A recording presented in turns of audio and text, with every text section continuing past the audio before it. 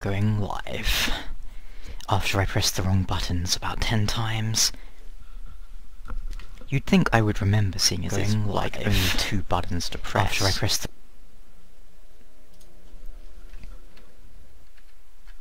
And I just accidentally kind of minimized the game.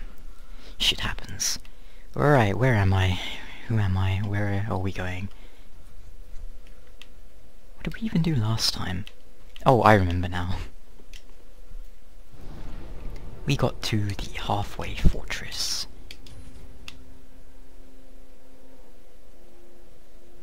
Oh, yeah, Henry doesn't get back here until later. I guess once I get to, Irithyll, then I'll have that footage, then I'll probably move over to, I don't know, maybe streaming some Dragon's Dogma, which I kinda wanna do. Yeah, Henry's Horace have moved out. Hey, Celestial Pizza. Sounds like some sort of Bloodborne takeaway or something. A Bloodborne pizzeria. A Yarnum pizzeria.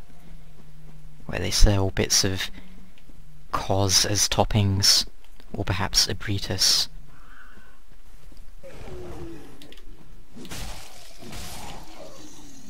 Why would you even use a tree as a weapon? It's like such a ghetto spear. I guess they gotta make do with what they got, huh? I think I enabled a thing now so that when I'm live on Twitch it should show some sort of notification thing on YouTube as well, but who knows if that actually works or not.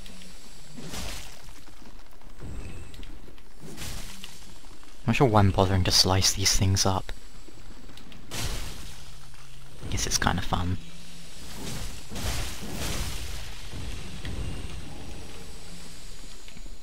Kind of odd that they're still dropping Titanite shards here. I guess they really want to drive the point home that at this point you shouldn't be using Titanite shards.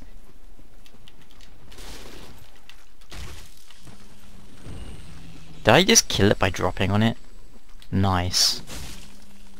I guess they were left with like 1% health.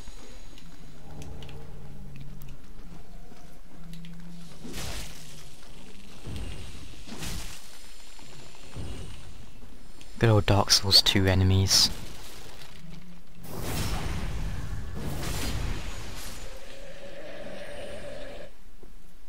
It would be kinda neat if you could get those.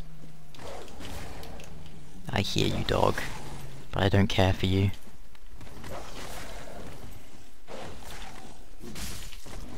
Bye, old man.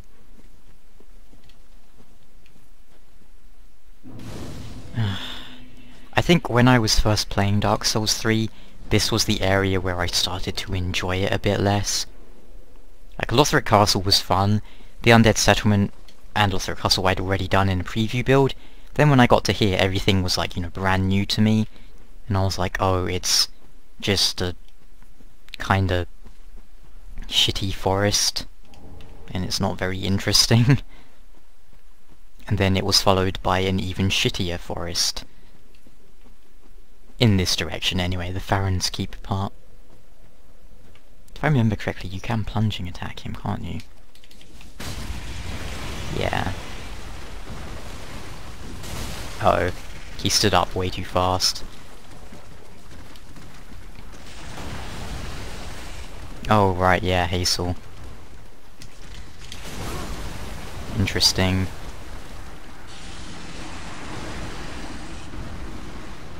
I wasn't really paying attention, but I feel like he just did a very quick, like almost 180 mid-attack. Kinda bullshit kinda thing.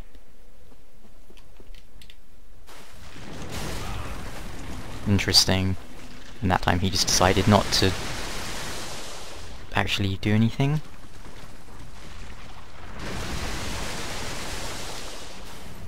Oh, you can roll whilst you're gooped up like that.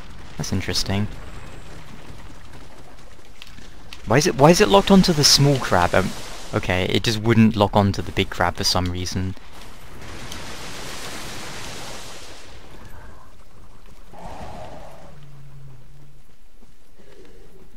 think one of my problems with this area is it's just so uninspired and bland.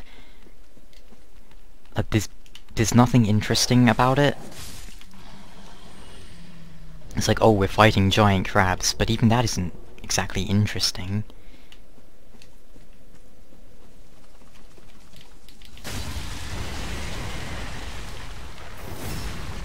Here we go, got him that time.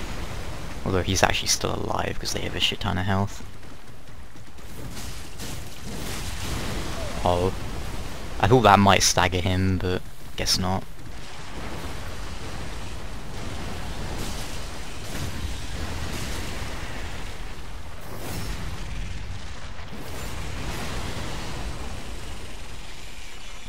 Oh, whoops, that wasn't actually the one that dropped something. Oh right, it's this one that drops the ring, isn't it? Why are you locking onto that one?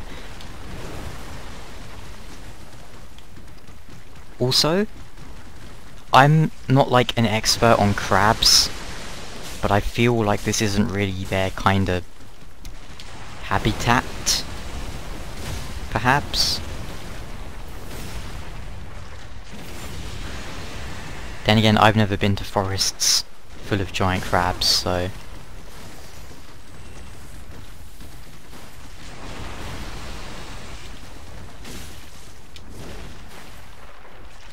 Snip, snip. Here, no snips for you, Mr. Crab.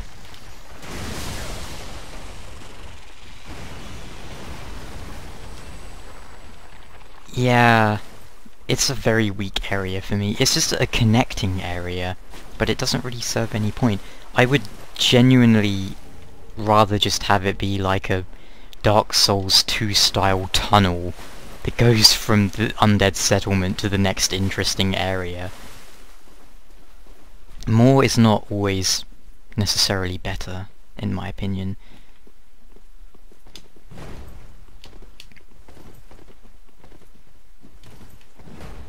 I don't remember if these guys do like any bullshit. I can spin too. See? We can spin at each other now. Like, do I have more poise than you?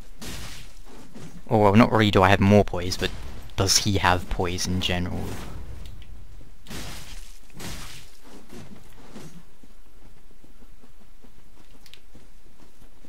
The Earthen Peaks. Well, I don't know, Earthen Peak, like, I don't really enjoy it that much as an area, but at least it was kind of interesting. Like, you had the whole gimmick with burning the bonfire, and it was like, oh, it's a windmill where they're, like, pumping poison up for the queen to bathe in. Like, that's kind of cool in some ways. This is literally just a forest with some dude in it. Like, the next area has, like, kind of the interesting thing of, like, oh, it's the trial of the wolf or whatever, where you have to grab the beacons. But this part in particular is just... there.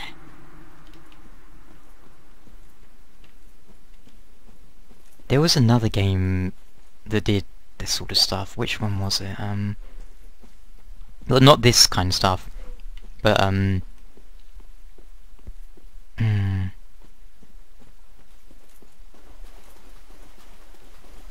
oh yeah, not Dark Souls 3, Gears of War 3. So, Gears of War 3 had like loads of filler in it. The best part I can think of, right, so maybe 2/3 of the way through Gears of War 3, you have to go and get a submarine, because you need to go to this like hidden island or some crap. Can you backstab these guys? No. But so you have to get a submarine to go to this like place. So instead of just like finding a submarine, you find like the shipyard or whatever where the submarine is docked, and then you just have to go around the shipyard for like 20 minutes collecting parts for the submarine. It's like, why? That's so boring, and like it adds nothing from a story or gameplay perspective. It's just utterly pointless. And the game was already long for a shooter, so I really never understood why they did that. They should have cut it out. And the funny part is, Gears of War 2 actually had a cut part of the game, which they put back in, like they include it in one of the DLCs as like a bonus thing, and that was actually more interesting. Like, it was something that, you can understand why they cut it because of pacing, but it was actually a kind of cool segment. But this hunt for submarine parts in Gears 3 was just gutter trash, to quote Dudley. Oh jeez. I forgot those guys do so much damage. That weapon is so OP. Yeah, well that's Dark Souls for you, everything is OP. I actually was having this exact conversation with someone yesterday. I was saying like, oh, so apparently the Exile Greatsword is now the meta, and they were like, oh, is it? And then we're talking about how like, everything you use in Dark Souls is called overpowered at some point. And I experience this a lot, because I, you know, make videos. So it's like, oh my god, you're using the straight sword, that's so OP. Oh my god, you're using a level 1 build, that's so OP. Oh my god, you're beating the game whilst, like, not using your hands and just kicking the controller across the room, that's so OP. And it's funny to me, in an upsetting way.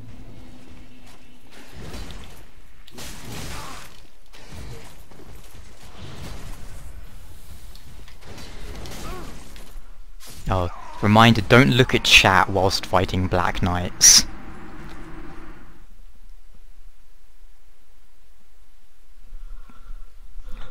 Yeah, I've not followed, like, the meta, or whatever, for Dark Souls 3 since the game came out. Like, I could not give less of a shit about it. And that was because when the game came out, I was like, oh, let's try some PvP now that the game's out. Let's see what inventive builds people are coming up with. Oh look, every single invader's using the Dark Sword. Like, yeah, I'm sure it's changed since then and people moved on to other flavour of the month weapons, but like 5 minutes of PvP was enough for me to realise this game's PvP is pretty horseshite. And it really was just R1 spam. Just like Bloodborne. It had one advantage over Bloodborne, in that you had less healing items. Oh, do they have straight up infinite poise? Damn. Because, oh my god, the PvP in Bloodborne, I don't understand how anyone could enjoy that at all. It was so obnoxious. It's like, here's PvP in Bloodborne. You tap someone once, and they take 1% of their damage, and then you just watch them do this. You watch them roll away for about 5 minutes until they get to safety, and then instantly use a blood vial, and then they come running back to you to do it again. Repeat for like half an hour, until one of you manages to stunlock the other one. Like, maybe if you did a fight club in Bloodborne, with like no healing rules or something, but oh, it was so bad. Because in Dark Souls 1 and Dark Souls 2, not that their PvP is exactly amazing, but you could actually punish healing, because healing took more than like half a second.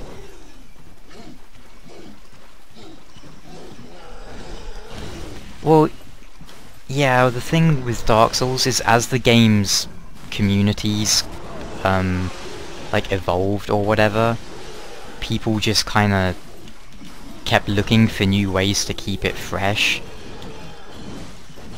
So it's like, oh, okay, you beat the game, that's cool, now beat it in New Game Plus. You beat New Game Plus, now do it up to New Game Plus 7. You did that, now beat the game at level 1. Now beat the game at level 1 with your fists, and it just keeps going because people are always trying to, you know, come up with ways to make the game feel fresh and interesting.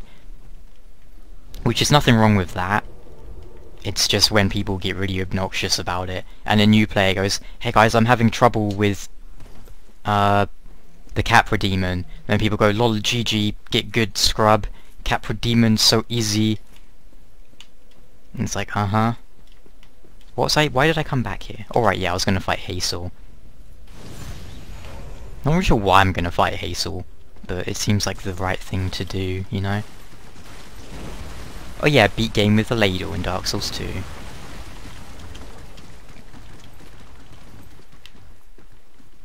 Where's Hazel?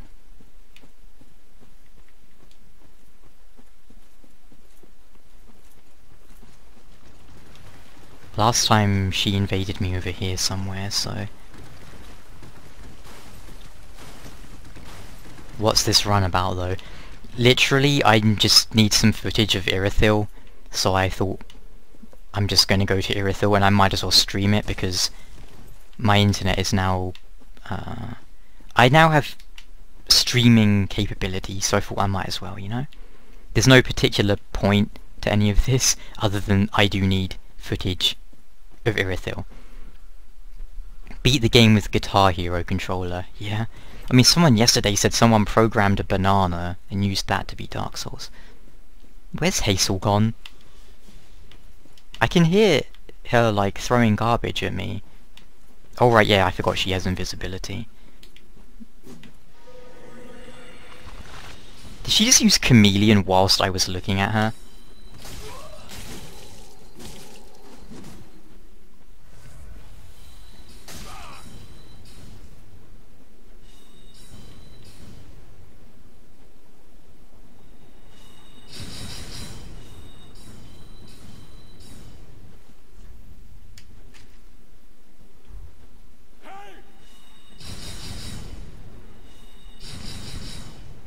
Her AI has yet to figure out how to deal with this tree. FromSoft are truly the masters. I feel like even Dark Souls 2 NPCs could deal with stuff like this. Like, maybe it's just me, but I seem to remember the NPCs in Dark Souls 2 as invaders. Like, especially in the DLC, they were really tricky with how they could do shit.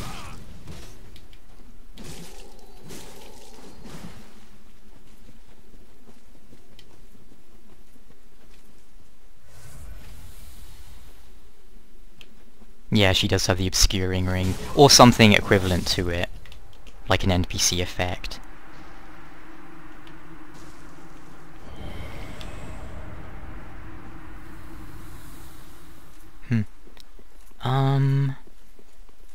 I guess I could go to the other area and fight the Crystal Sage. Maybe I should. Why did I come down here?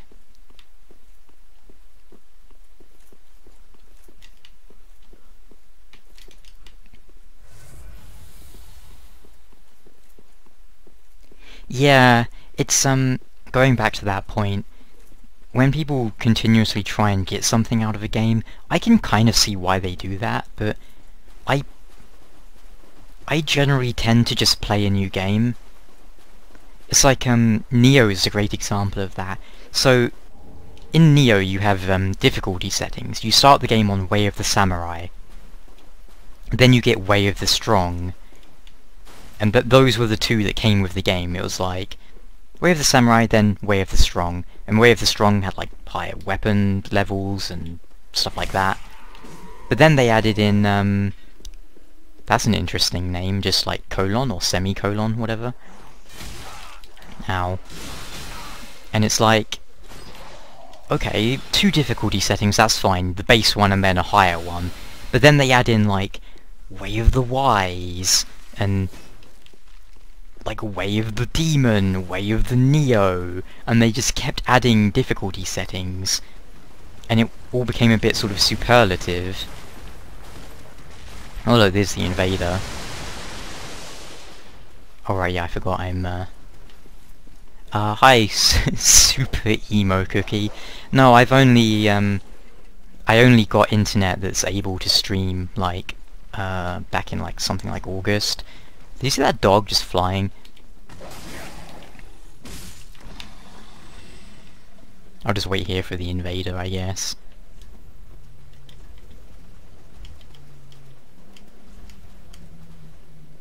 There we go. Let's just wait here for him.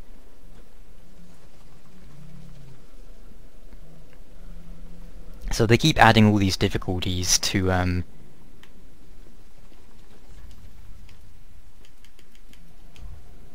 Neo, and then they just keep adding like all this new game stuff plus, and it's like, what's the point really? at the end of the day, I had like no stamina. That drains all my stamina doing that shit. Is that guy using like a bardiche? That's pretty interesting.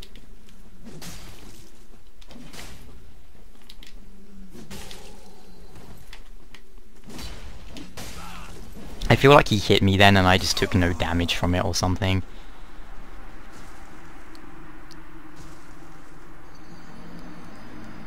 And then they added like a thing to Neo called like the Abyss or something. And after you beat the game it becomes such a grind. So it's like you get divine weapons and they go up to like, I don't know, like plus 15 or plus 20. But the way you do it is like, say you have a divine weapon plus 1. If you want to make it a divine weapon plus 2, you have to get another divine weapon plus 1 and like fuse them into each other. But then you have to keep doing that. So I'm at like divine weapon plus 7 or something, which means I need 2 like plus 7s to get it to a plus 8, and it's pretty kinda dumb because it's like so grindy. And then you have like the weapon levels and and it goes on forever. But yeah, you could do that and you could just keep playing Neo until you get all this stuff. In theory. That guy is really accurate with those soul spears. I don't remember him being that accurate.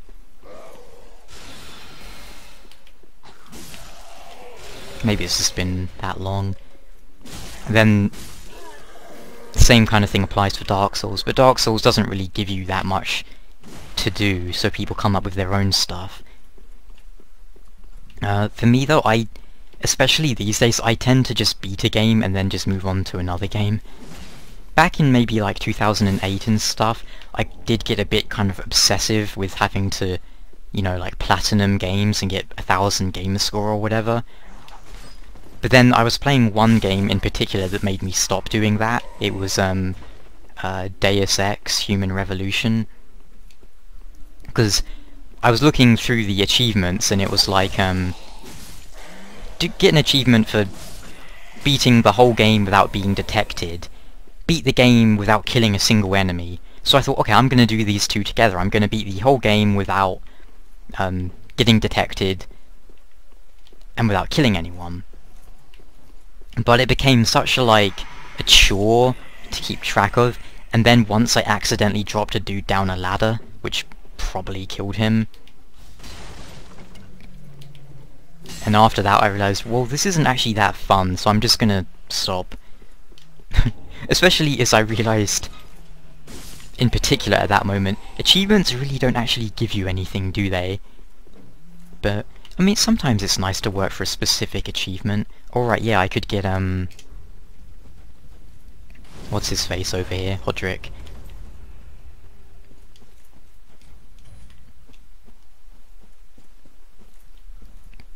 Like, there's a few achievements I'm fairly proud of having, I suppose. Like, a monument to all your sins from Halo Reach. Stuff like that.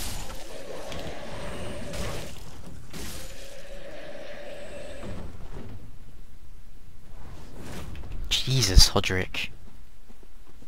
Relax.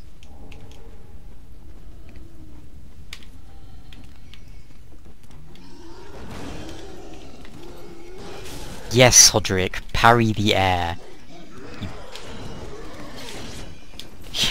You Alpha and Omega, bringer of the end.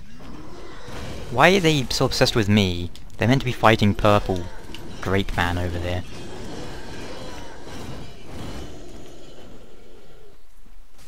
Yeah, it was, I think it was the one, A Monument to All Your Sins. It was like, do Halo Reach in Legendary by yourself, something like that. Which, like, it's not like it was a super hard thing, it was just more of like a patience thing. Oh, Hodrick, you are ultimate garbage. He didn't, like, even damage them.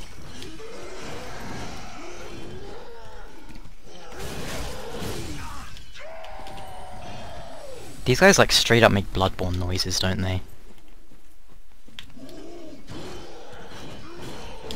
Wow, that was a long combo he did.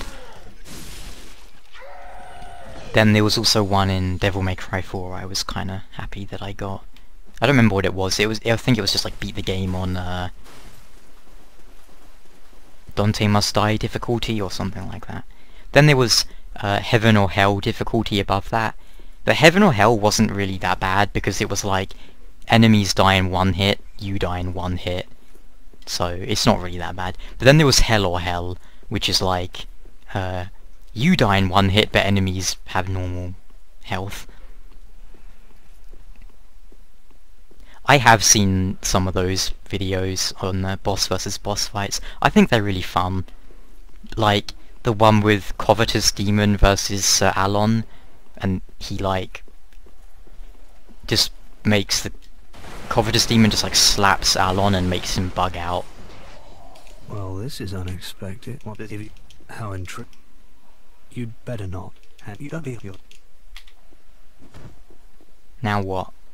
Exactly. Way to be your... I wonder if I can kick him off the edge. Is that possible? I'm just gonna take my weapon off to make it a bit easier.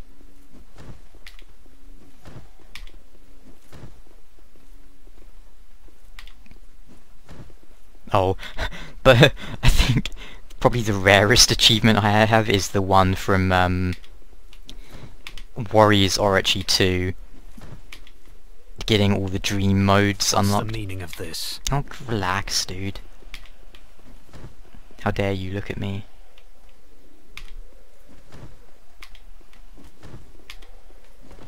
Oh, gotcha.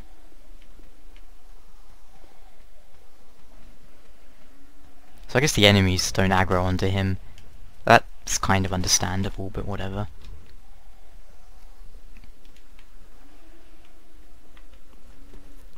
There are so many interesting things the developers of Dark Souls could have added in as like weird gimmicks. Like what about the ability to do an online mode where it's like boss v boss or something, you know? Like let the players play as the boss with the boss movesets and stuff. That would be so fun. And just random things like that to make things entertaining.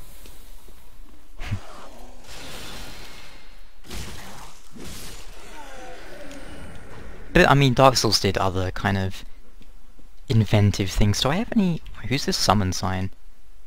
Oh, I was like, I don't remember there being an NPC here. But here we go. Wait, why don't I just start it now?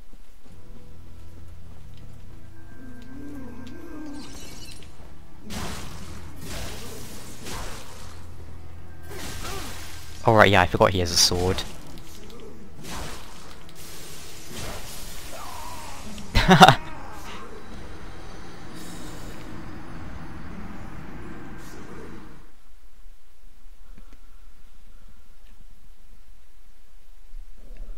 Why is there no achievement for dying to the Crystal Sage? There should be, and I should have just got it.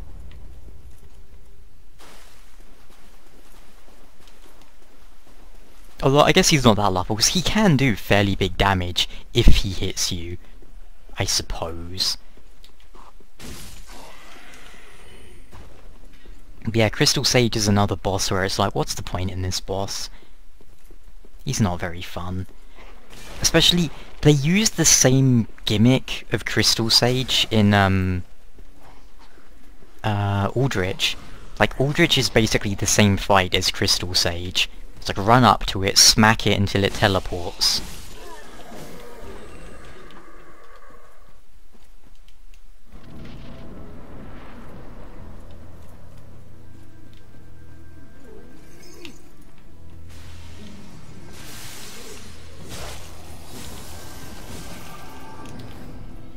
Yeah, that's what he's meant to do.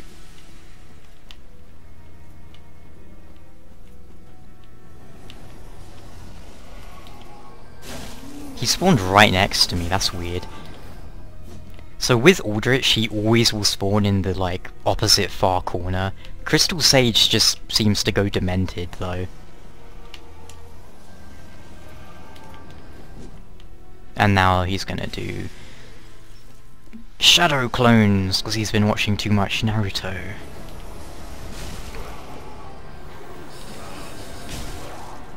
Where's the purple one?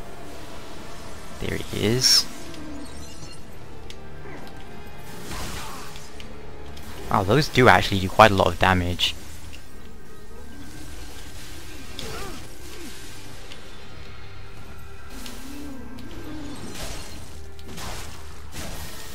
Ooh, that was close.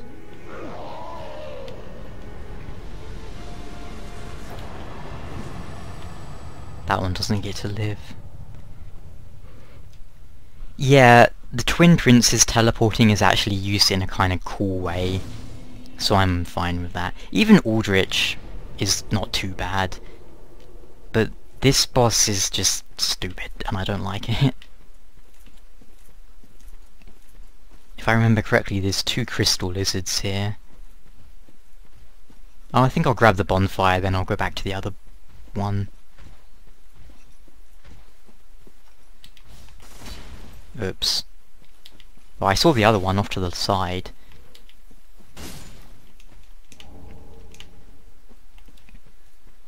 Oh.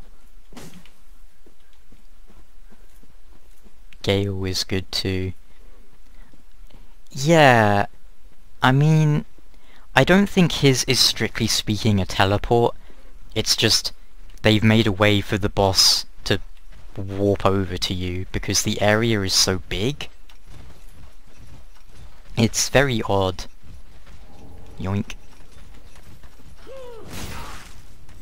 Because as we know, Gale's boss arena is absolutely massive, so they needed a way for, like, if you just go to the other side of the arena, they just need a way for him to get to you quickly. But it's kind of buggy. Sometimes he just, like, phases out whilst you're right next to him and then appears again. And it's like, don't do that, old man. Can you sneak up on this guy? I've never actually tried. Nice kick. Oh no, the wall. He has is that a parrying dagger he's got, or just like a bandit knife?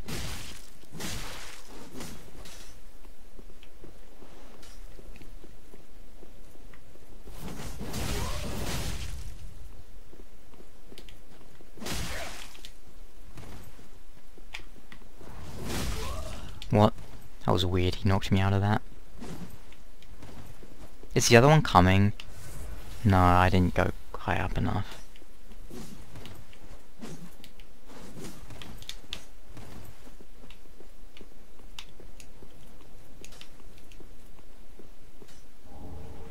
Yoink.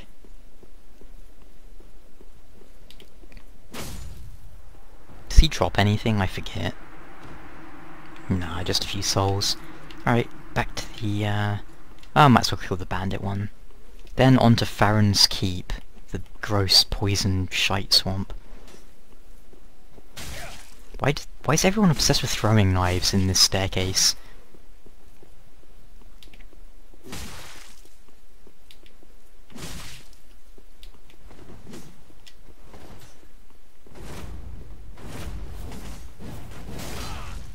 Oh, I swung over his head. Whoops. What are you doing? Stop. You don't need to spam this many times. I think there's like a shield up there somewhere, isn't there? Or, oh no, is it the soul that's up there? It might be that.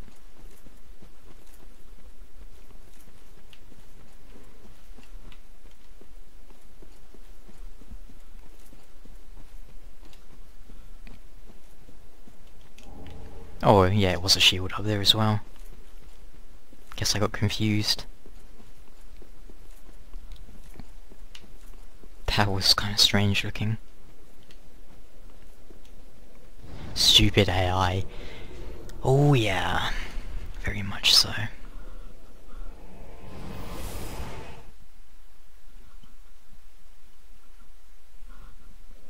It's actually sunny today, which is nice. I've not seen the sun in at least 18 years. Slight exaggeration, but it's so damn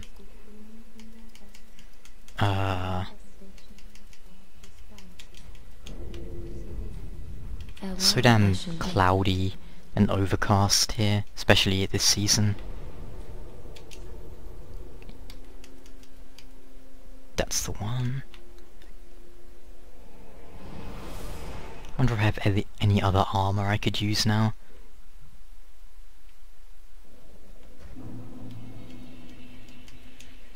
I'll check that when I get to the next bonfire.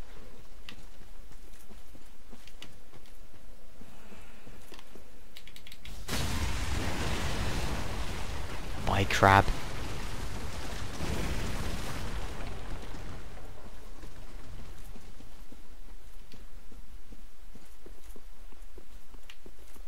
Can you survive this drop? Probably not. A green man.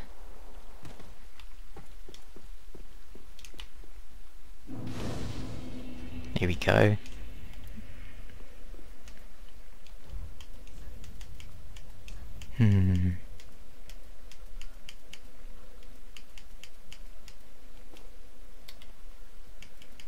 How about the Herald armor? I have the Knight armor now, don't I?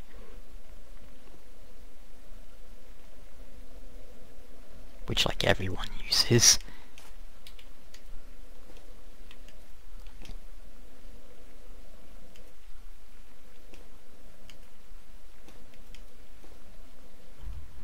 Was that Invader?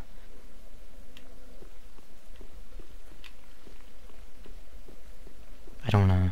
I guess I could just continue and let him chase me, though that might be a bit of a nuisance. Are there any items in here I want? I remember there's one... Is it over here? It's like an Estus shard flask or something.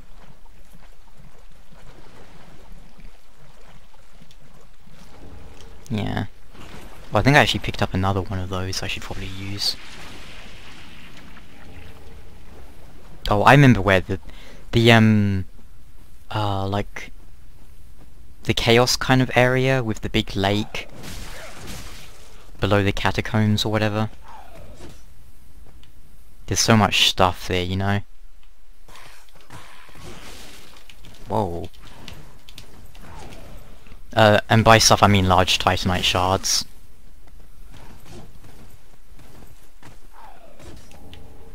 What's the obsession with making the ugliest character in Dark Souls? I don't know. I haven't done that with this character though. For me, I usually only do that for my boss guide characters, because that just became... So my first boss guide character was named after a friend's, like, RPG character. From, like, you know, like Dungeons and Dragons and stuff, who... Because when he was in World of Warcraft, his character had, like, a funnily kind of ugly face. Oh, he's using the obscuring ring, is he? What a doofus. But whatever. So, and that character had a really ugly face, so I just kinda copied it. Oh, he's using the spinny ring too. Well, not the spinny ring, the thing that makes him move quickly. The, what is it, like the bandit daggers or some crap like that? Stupid dog. Oh, you're not a dog.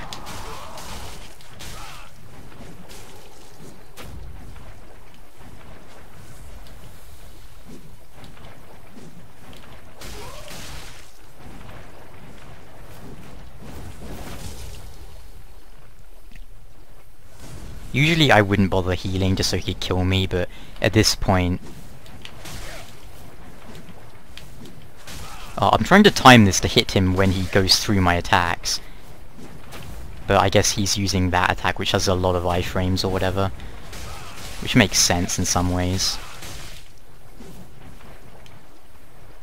In this shitey swamp.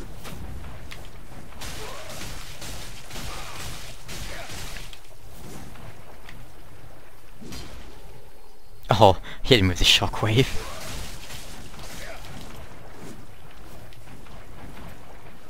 Why don't I just try and parry him?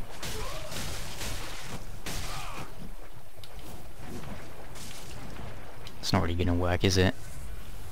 Maybe if I had a parry shield. Now he swapped to a partisan of all things.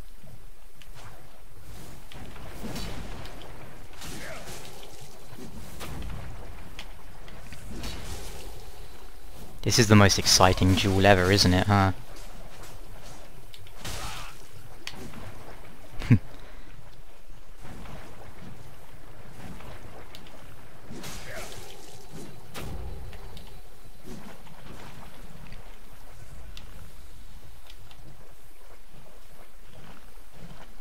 I wish I could homeward bone to the bonfire, just to get rid of this thing.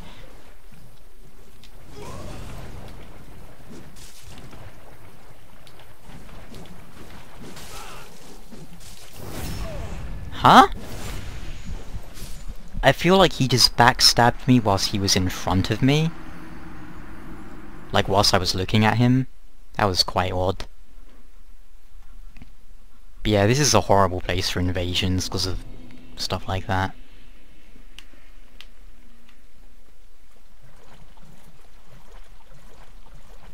I think I might have one of those daggers. Might want to equip it just so I can slide around this shitty swamp place. Where did I die? Somewhere over here.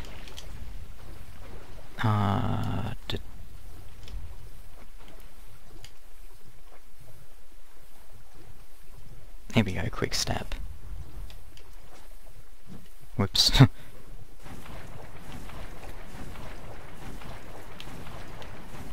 I never really realised how many iframes that has until I actually fought someone using it, because no one actually uses that unless they're in this area. It's pretty crazy though. Where did my souls go? I don't think I even had many, so I don't care that much, but there they are.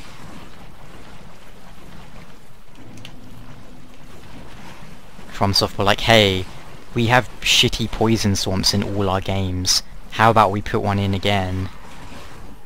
Where everyone moves super slow. And also make it a PvP area. Sounds like a good idea. Whoops.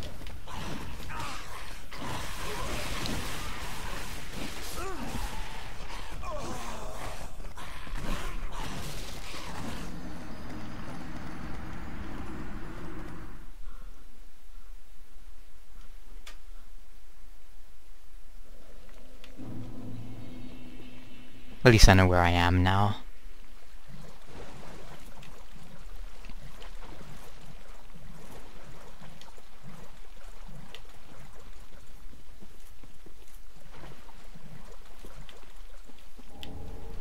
Prism stones.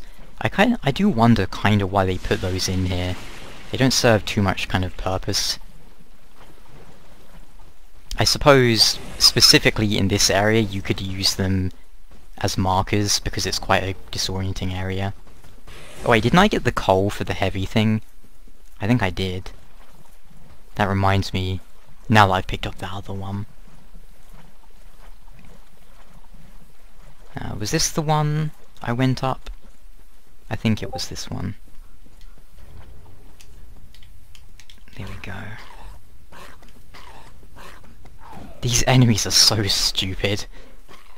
They're also some of the most irritating enemies. I'm sure you've probably seen it at some point. Sometimes they get stuck in like a loop of just hopping up and down with infinite like hyper armor. And it's very stupid.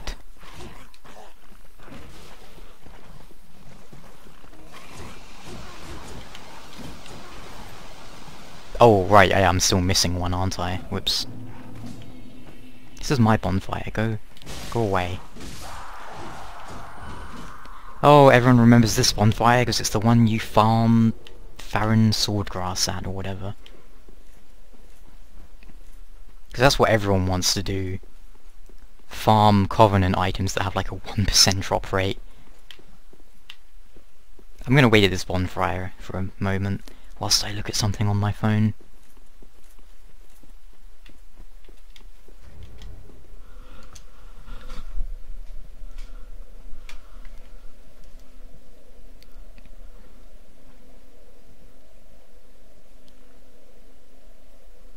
Ah, 9 apps updated.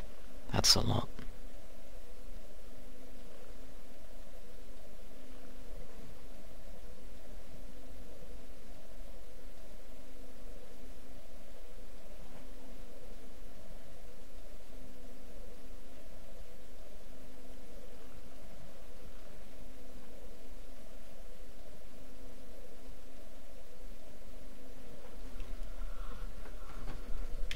Okay, where was I? Alright, yeah, I need to open this stupid door.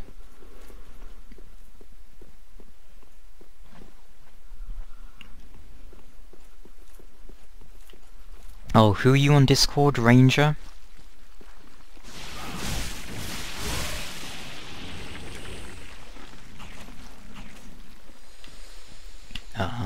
What am I doing? Oh right, yeah, I need that thing. Might as well grab this bonfire up here. Out of my way, Sluggo.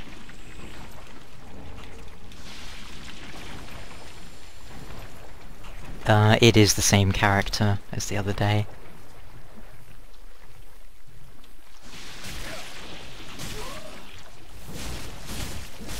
See, I was thinking that because it's like thing of the east and thing of the south, and like the cardinal directions, but I didn't want to make an assumption. So do you also have like Barbarian of the North and Knight of the West or something? If not, then you should do to complete the set.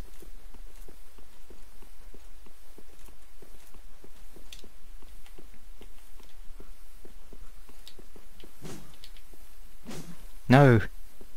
Stay still, you horrible creature. Bonk.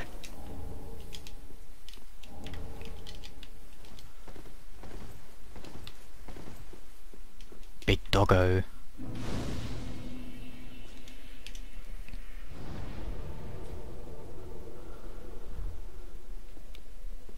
I don't have Destiny 2 yet, but I'm gonna pick it up on PC. And, I might do some videos on that. Depends on if I like it or not.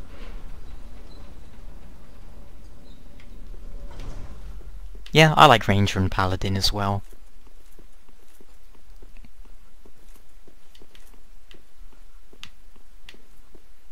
This is where we get Havel's Ring, isn't it? Or am I getting... I know you can get like Havel's set or something up here, but... I feel like his soul trades for Havel's Ring as well, maybe. Ow. I wonder if I can break his legs with this weapon. I think it's probably a bit too slow. I'd like to, though, because it's very fun for me.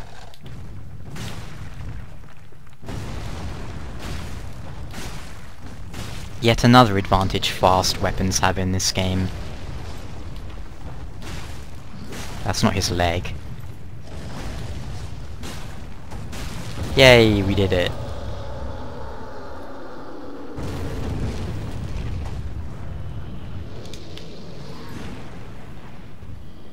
I think he can spit stuff at us. Whoops, I didn't mean to do that. Can you damage him by hitting his weapon?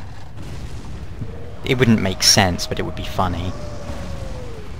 Dude, stop freaking out. He's making really upsetting noises.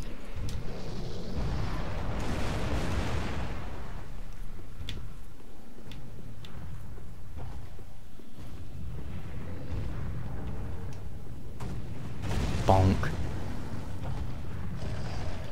Yeah, it's like you have to kill Havel at Dragon Peak or whatever, and then he comes back and be quiet. Stupid noises. Soul of a Stray Demon and an Ember. Alright.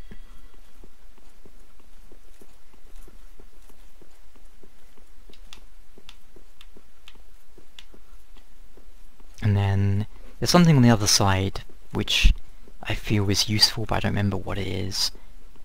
Maybe it was crystal lizards? Yeah, I think it was some crystal lizards. Oh, there's the one that I need. It would be great if I could throw a prism stone at it from all the way up here. Would that actually work if I drop a prism stone here? Like, will it be in the area down there? Let's try.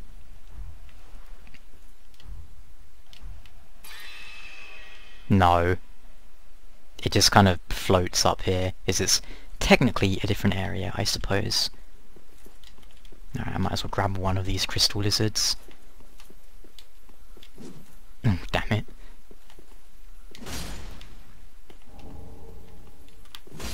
Hey, I got 2. Some large titanite to boot.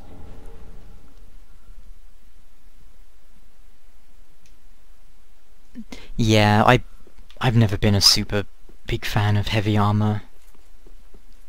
It was useful in Dragon Souls, in Dark Souls 1, like when you needed to poise tank stuff, but in Dark Souls 2 and 3 they just didn't really give that many advantages for wearing it. Oh, come on. Damn.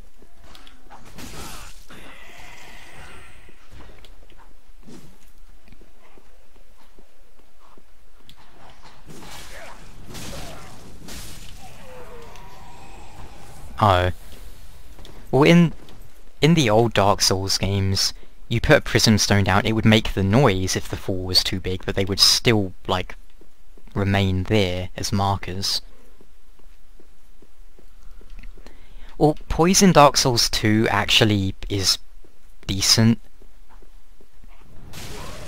Because in, Ah, he shot me whilst I was reading the chat. Rude. Poise in Dark Souls 1 was straight up overpowered. Poise in Dark Souls 2 was decent, but not, like, amazing, so it was still kinda pointless. And Poise in Dark Souls 3, I don't even understand how it works. Like, I know, like, it activates on certain attacks and stuff, but I don't see... Like, I could be naked or wearing full pavels and I don't notice a difference between the attacks for it. But Dark Souls 2, I get how it works, and I kinda like how it works in Dark Souls 2.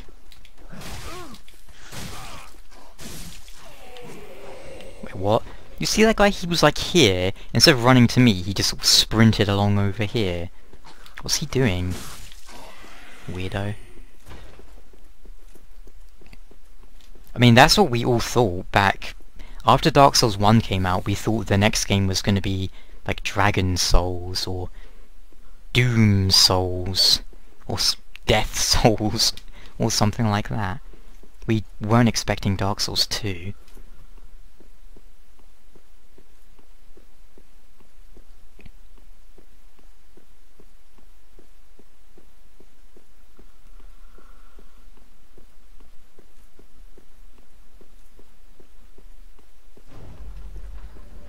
Yeah, in Dark Souls 2, I forget exactly what it does, but one of the things it does is like your stagger animation and stuff.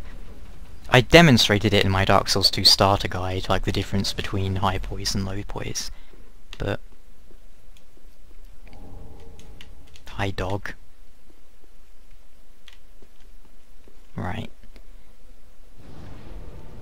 One more fire, and then...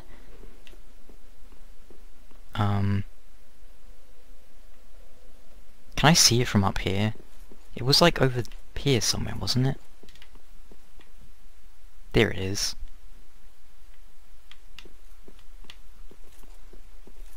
I just need to keep that direction in mind.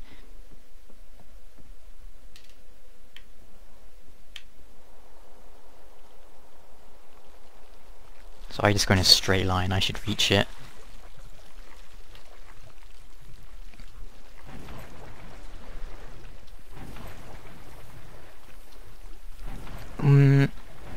Well, I definitely prefer poise in Dark Souls 2 to Dark Souls 3, but adaptability doesn't really have anything to do with poise, but yeah, I don't like adaptability. That was a stupid thing. Here we go, Nameless Knight, I wanted that.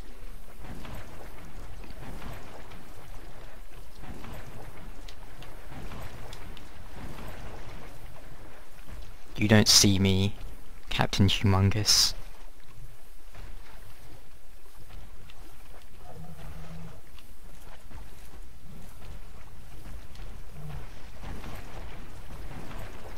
Okay, now he sees me.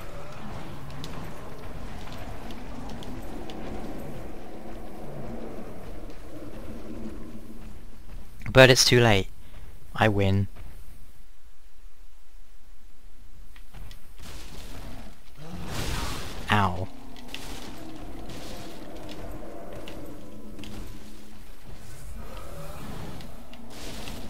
take that.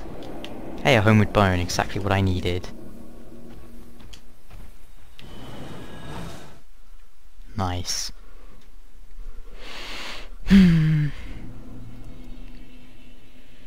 No, adaptability didn't affect poise at all. It was only iframes. Well, it was iframes and walking speed and the speed of which you use items.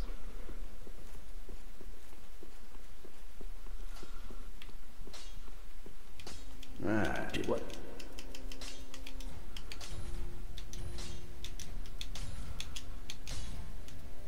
There was a stat that did increase your poise though. I think it was endurance, maybe? One of the stats increased your poise very slightly in Dark Souls 2.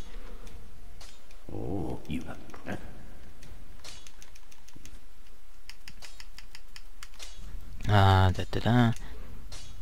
Yes, I think that's what I want. A heavy exile greatsword. +3. Yep. Yep.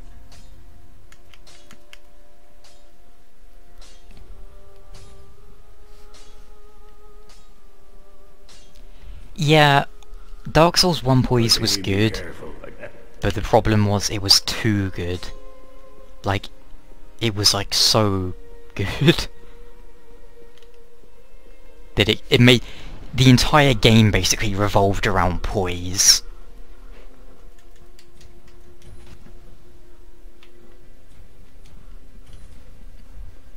But you know, it kind of makes sense that armor would give you a big advantage over not wearing armor. So in that sense it was kind of realistic, I guess. Alright, let's go back to the place. Maybe I'll summon now. I'm definitely gonna summon in the... I forgot what the area is called, the Carthus Catacombs or whatever. I rarely summon in this specific area because it's just such a clusterfuck of me teleporting around everywhere. Alright.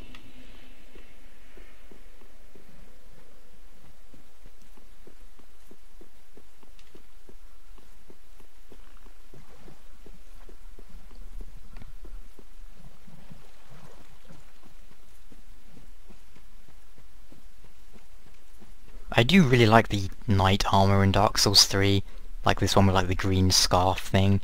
I think it's very... I think it might be my favourite knight armor.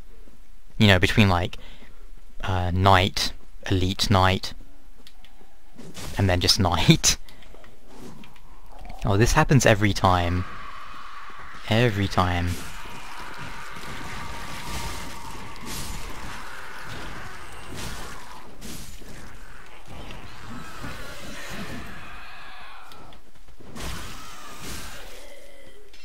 Here we go.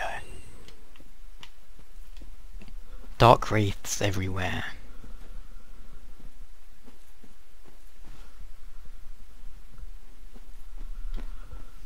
I'm pretty sure adaptability doesn't raise poise. It was endurance or like vigor or something. Either way, it increased it by a tiny amount.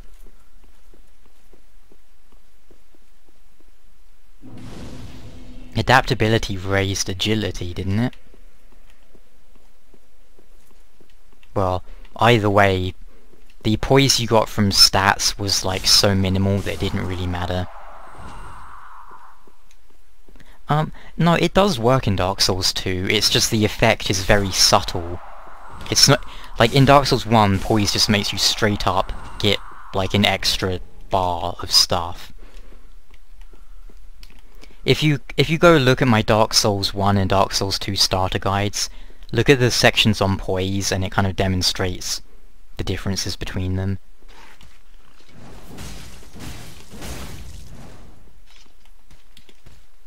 Wait, did I equip the Chloranthy ring? I think I did. Uh-oh. That was frightening.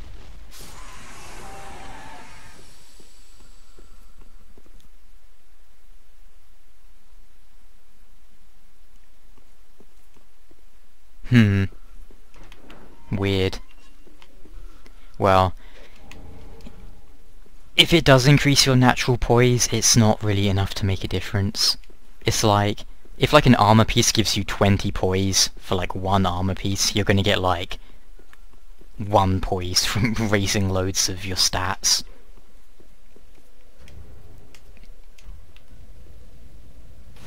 There. I'll wait here for a summon sign. And whilst I do, I'll look at armor.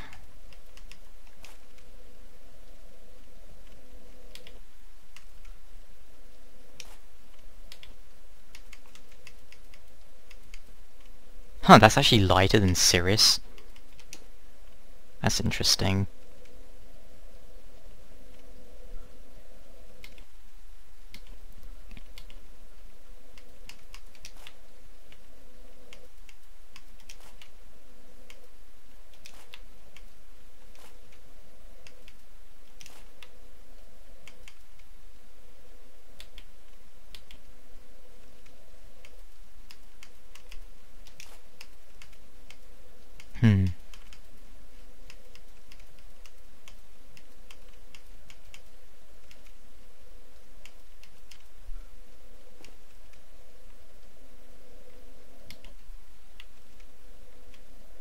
I think I still prefer that one though.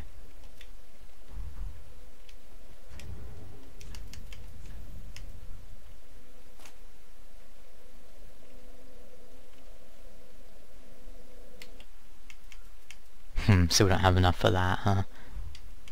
Maybe if I swap some of the gloves around?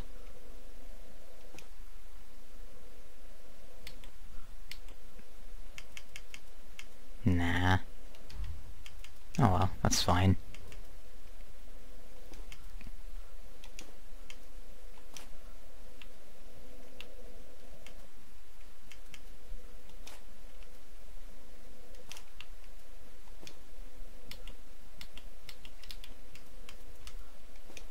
Oh, that takes me over, huh?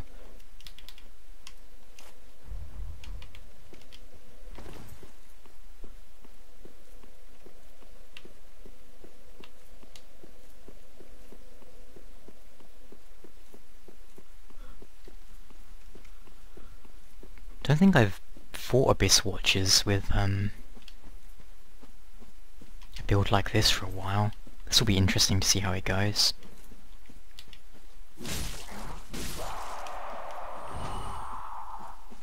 Here's the old Dark Wraiths.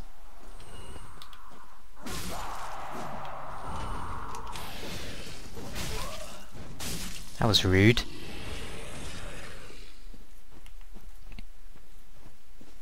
Oh no, he heard me. That's some weird micro stuttering going on there. I wonder what was causing that.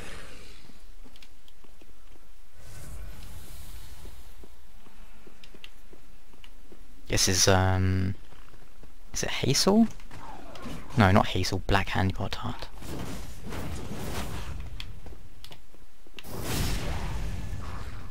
Don't know why I thought it was Hazel. You can summon Hazel somewhere though, if I remember correctly. If you go through a obtuse series of things.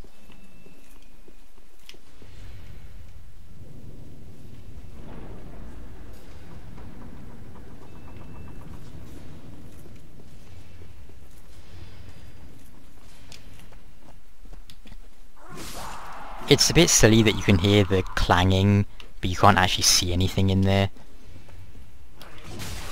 They probably should have moved the door so that the door is the entrance to the boss.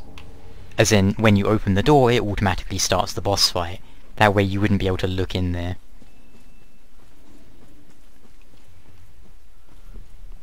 As in, you wouldn't be able to look in there and see that there's nothing there.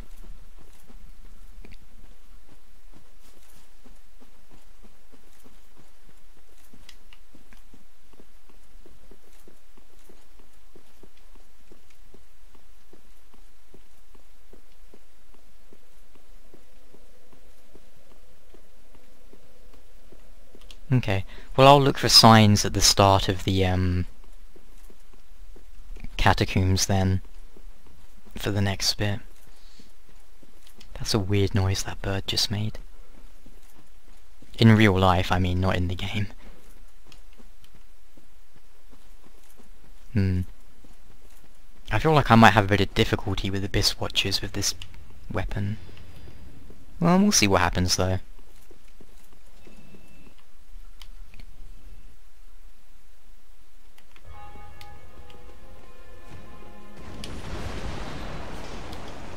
I wonder if you can knock them down. I really need more endurance.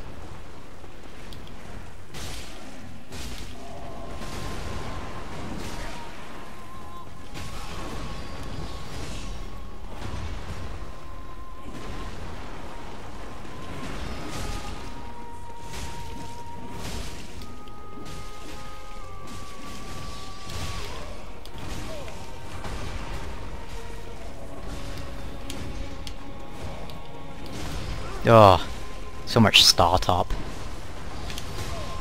No, that was my bad.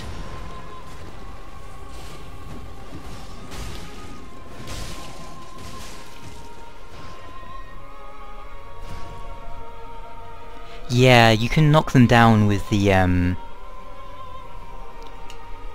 I know you can knock them down with, like, the charged R2 with, like, the thingy. I don't know if you can with this weapon, though. I guess I can give it a shot, but we'll see what happens.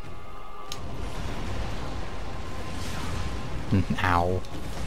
I might need to actually knock him down first.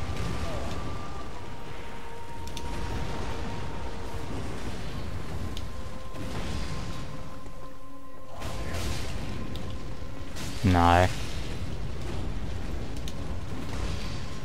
It did do like half his health, which is a lot of damage, but... Oh, I'm getting stuck on the pots, this is stupid.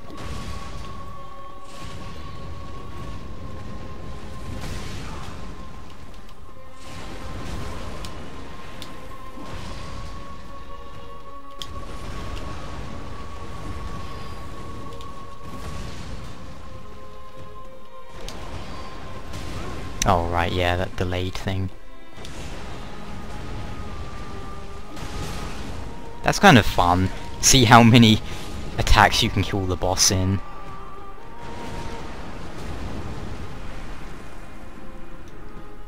But yeah, it is one of the things where it kind of highlights the balance issues in this game.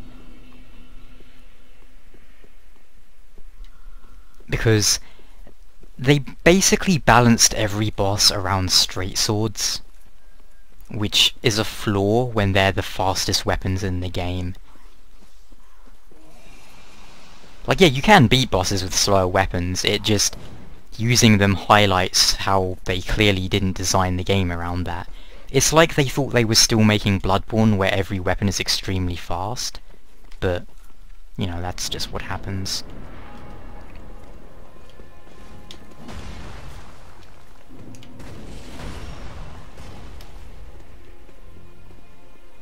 They basically just don't have enough openings for you to attack with heavy weapons.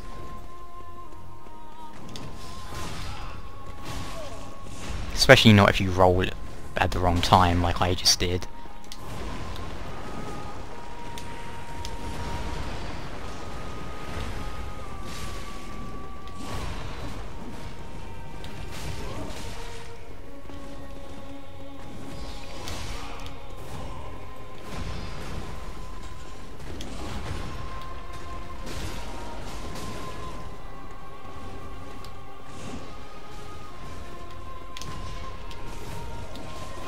Ah.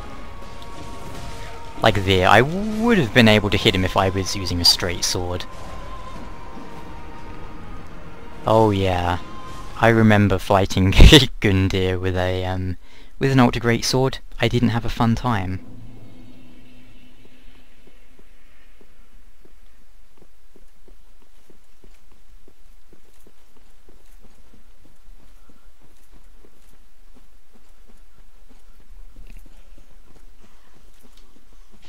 There was just kind of a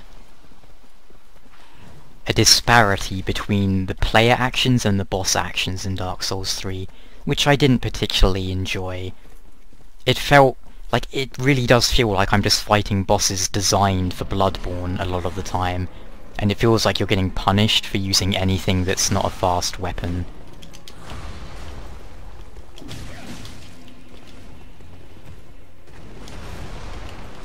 But, you know, what can you do about it?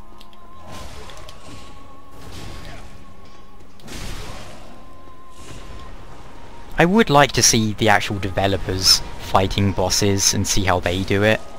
I think that would be pretty interesting. You see that guy just like run into my sword? Well, he did hit me at the same time, so I guess he wins, but hey.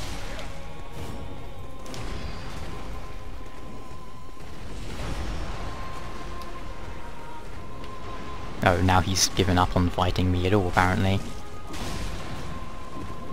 I mean, I guess there's parries, but I don't know, I just don't really like parries. I find them kind of boring.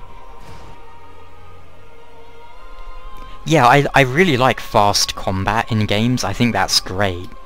But you do have to take that into account when you're designing other parts of the game, you know?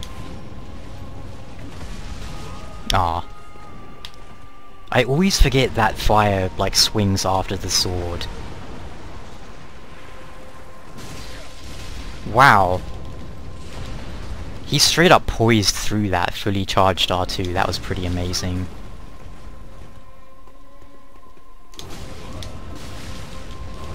Nope, he got me.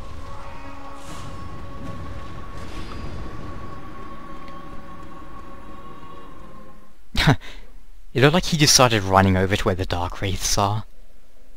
Also, I might actually need to use an Ember to increase my health, because I only have 15 Vigor, which isn't very much.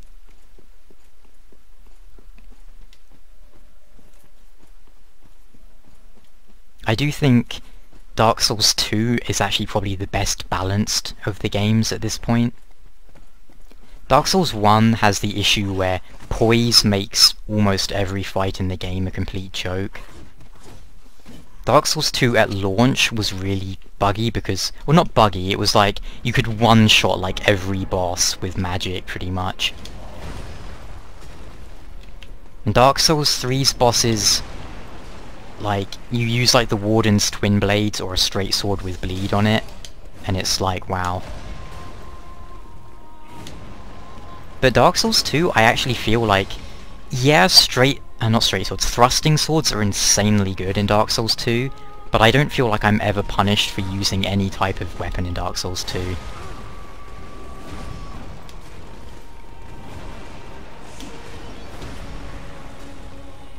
And at this point, I'm not specifically just trying to beat this boss, I'm trying to figure out how you are supposed to fight him with a greatsword. Like, when am I supposed to be doing my attacks? You know? That kind of stuff. I could just beat him if I spammed him a lot, but that's not as useful knowledge. Like, I'm trying to think, like, how do the developers intend for you to fight this boss if you're using, like, a slow weapon? Do they think you're going to be parrying him? Or, like, what are you meant to be doing?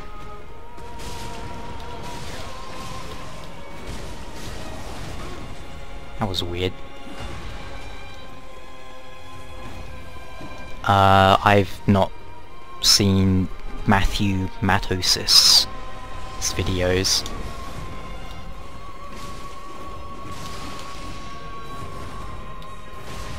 Ow.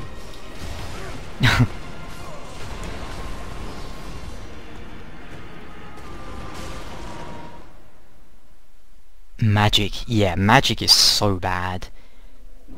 At least miracles are okay now in Dark Souls 3 with like the lightning arrow, but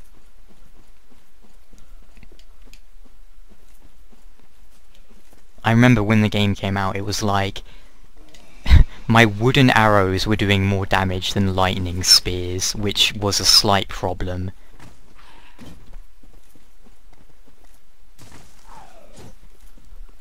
Because, yeah, the Dark Souls 3 just didn't encourage or reward build versatility at all, which was a really big shame.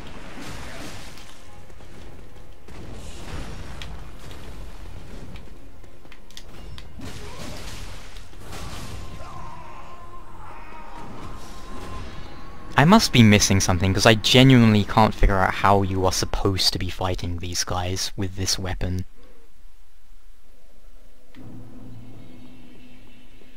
So I guess I'll stop trying to figure it out.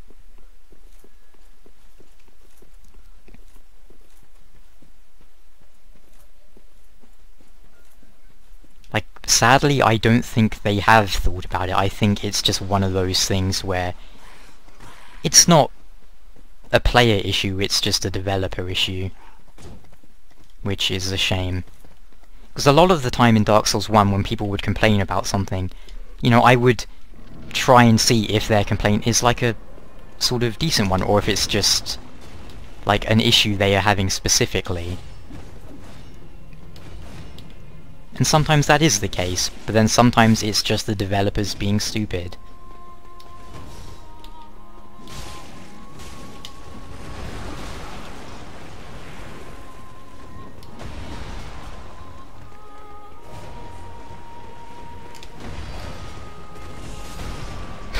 He just flattened his friend.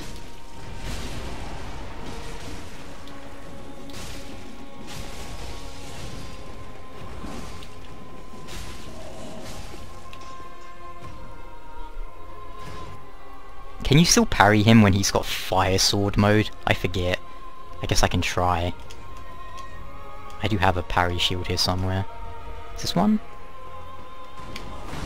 I probably can't parry a jumping attack though. Wait, why am I fat rolling?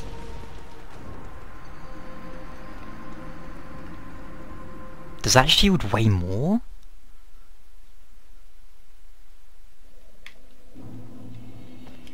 What?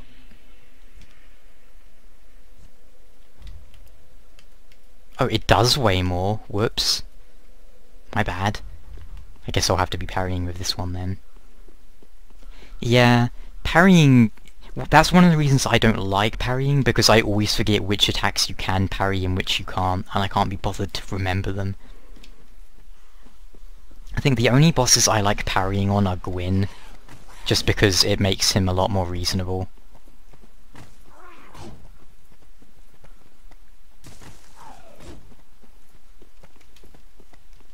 One thing I did like about Bloodborne is that I think the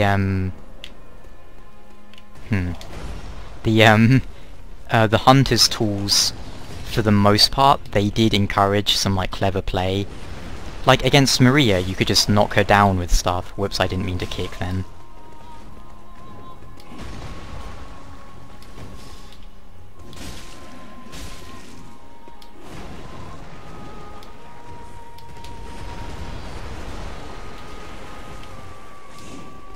Whoops, didn't mean to roll.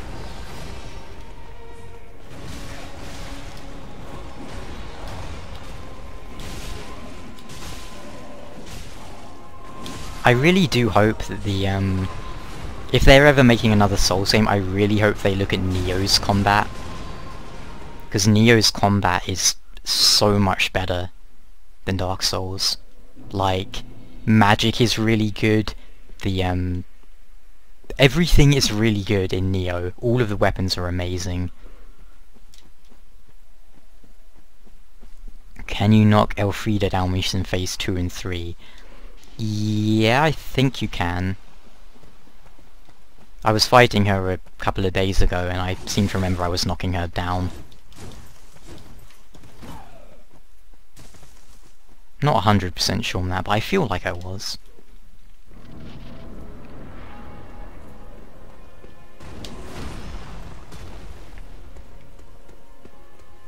But yeah, Neo, as like a Souls style game, the combat is just amazing in it. The only kind of real issue I have with Neo is that in the DLCs, they kind of did the Dark Souls thing of just going, oh, it's the DLC, let's ramp up the damage enemies do until they're like literally doing half your health in one attack.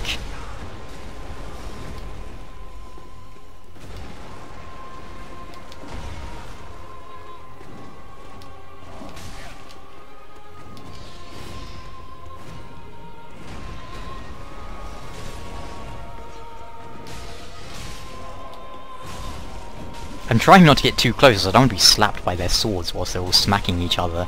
Ow. Like that. It keeps happening. Blocking with the shield's not very good.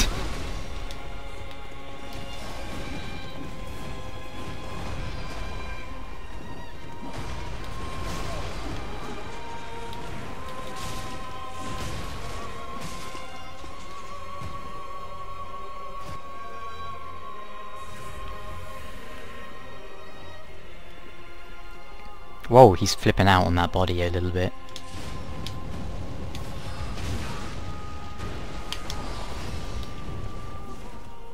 See, like, just then, I dodged his attack, but before I could attack, he rolled away because my weapon's so slow. That's, like, just stupid. And it's literally punishing you for using a slower weapon for no reason? I just really don't understand the mindset behind that. You can't have a game with slow weapons and then punish people for using the slow weapons. Especially when the fast weapons do almost as much damage. It's like, what?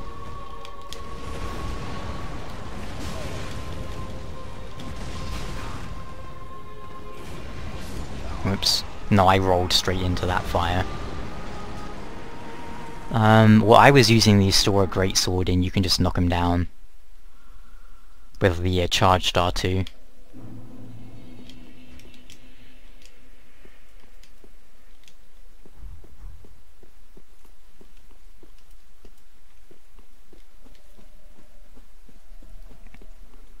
Which you can also use on this boss to very good effect.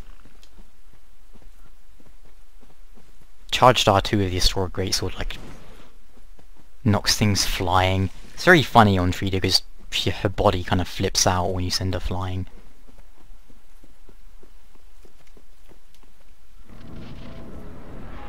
Oh, where's my souls?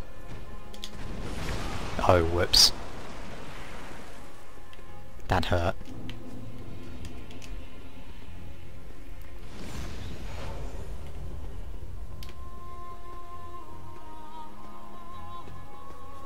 What's he doing?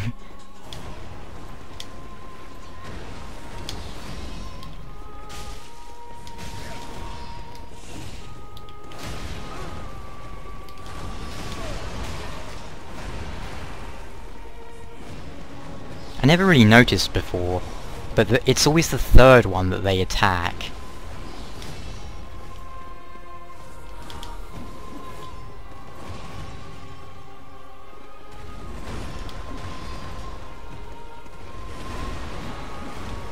I guess because he's got red eyes, they don't like him.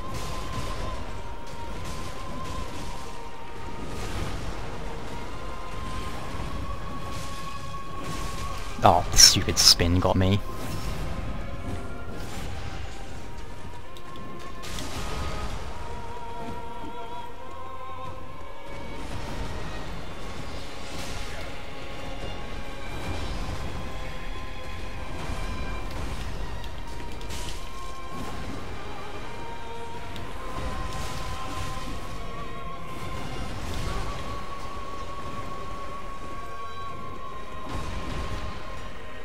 Are they like mirroring each other's actions like Sullivan now or something?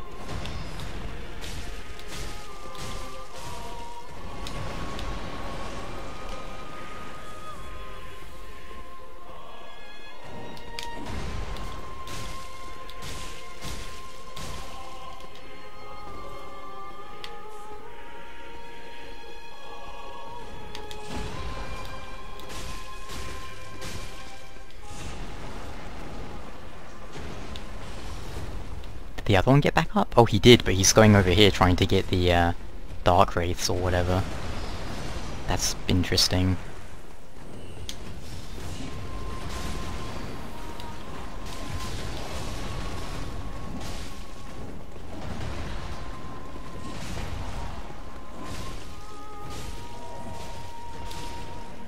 Surprise backstab.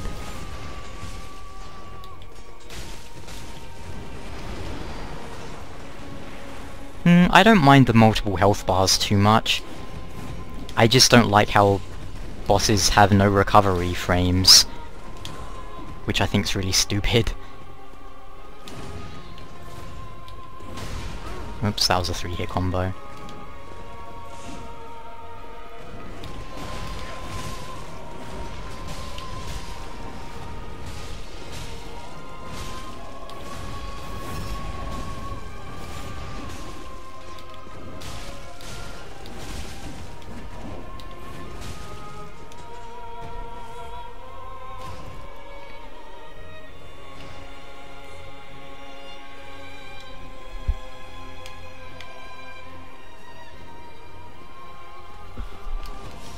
Oh, not a good time to scratch my ear. See, with a longsword I can actually punish him after I dodge his attacks. Like, even if I just hit him once.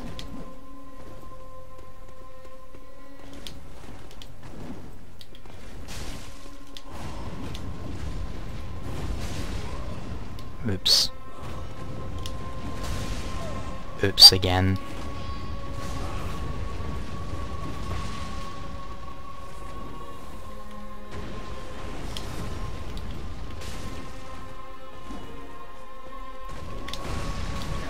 Oh right, yeah. Can't roll into that one. And yet I just... I said you can't roll into it and then I rolled into it. Whoops.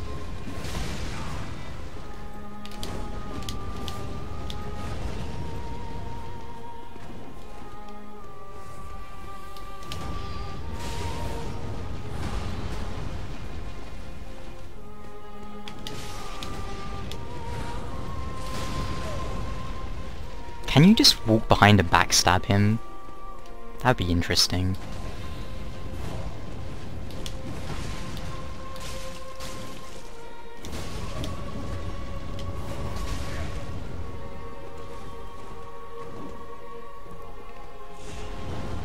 Oh, that's not fair.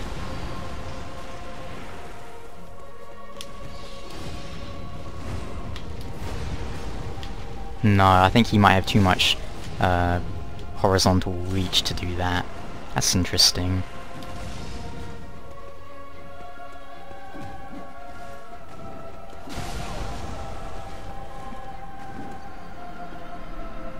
I mean, I guess in theory you could backstab him, but like you couldn't walk around him whilst he's attacking and do it, because he has a lot of horizontal reach. Tell you what I might do though.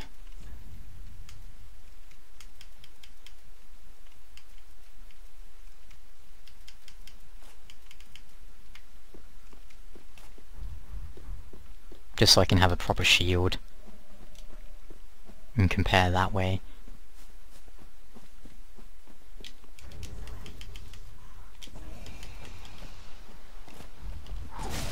Ow! Don't be like this.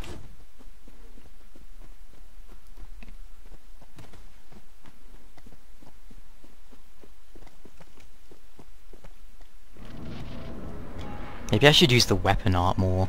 Does that have poise on it? Or hyper armor rather, I should say. I do not remember. Oh wow, that still drains all your stamina.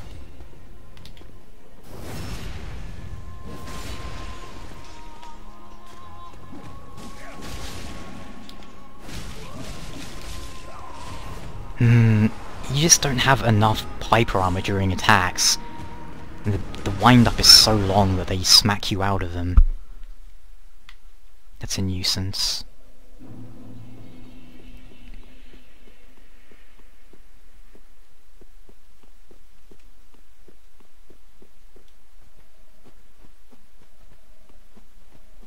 I think this is the most I've ever died to Abyss Watchers. It's interesting though.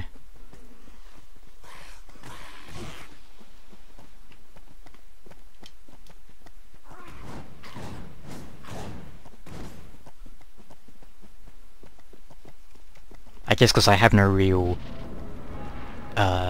rush to continue, so I'm just fighting them a lot.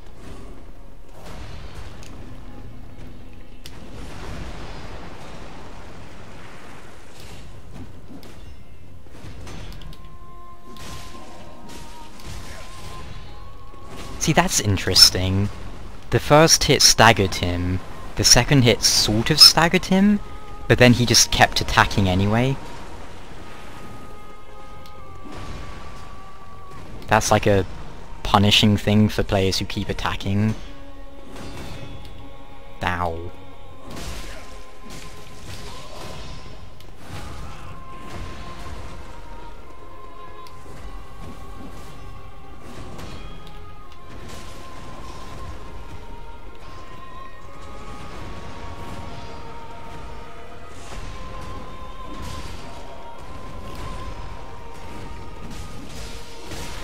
Ow, that both hit me.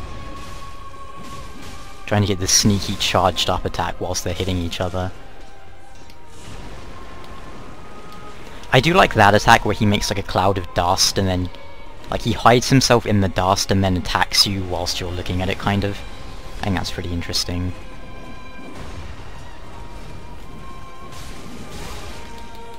So there was a bit of hyper armor on that last attack of that.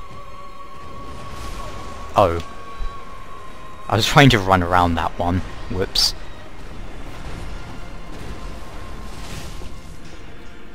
They killed each other. Whilst I was already dead.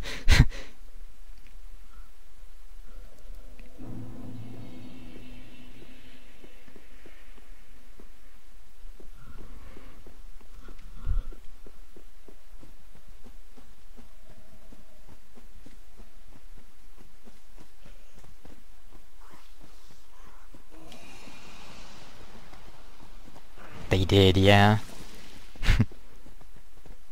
Silly Abyss Watchers.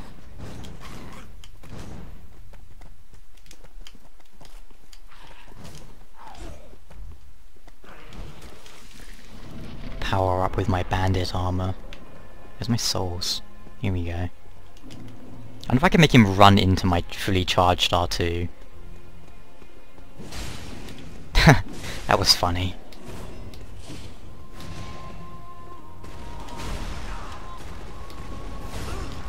Rude. The old off-screen attack.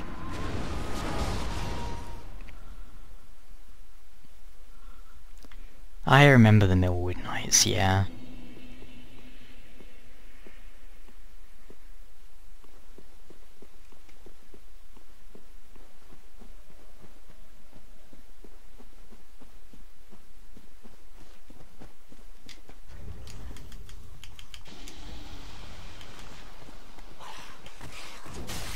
Ow! Stop being like this.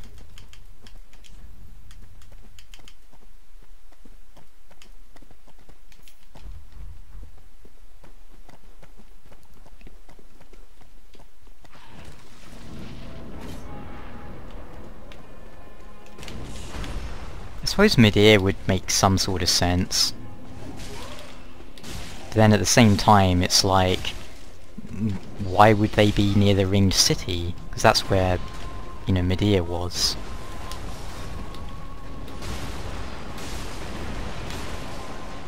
I don't want to get smacked from off screen again. Oh, they're fighting each other already. Oh, just like missed by an inch.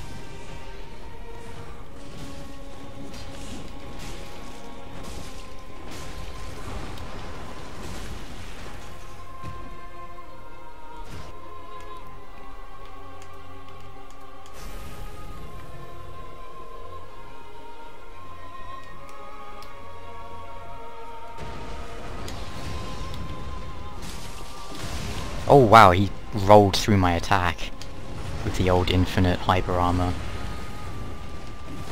Not cool, dude.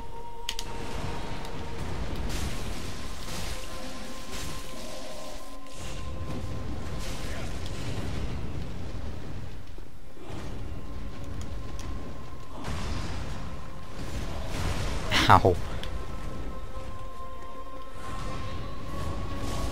Whoa, that really does have some pretty insane range. Oh, he rolled sideways. Rudeness.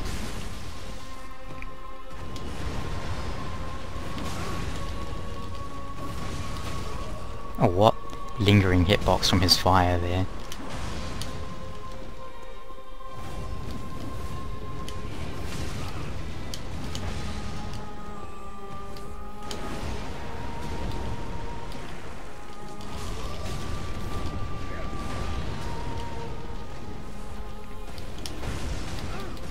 I feel like I shouldn't have been hit by whatever just hit me then.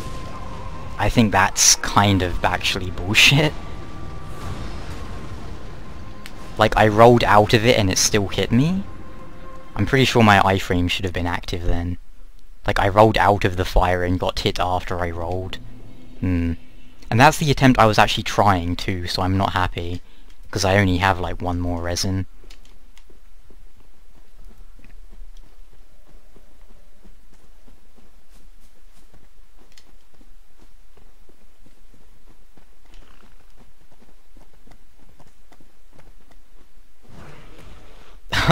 I don't know if we can say he persecuted them, but, I mean, Calamite could make some kind of sense, maybe, but timeline-wise, it wouldn't really make too much sense.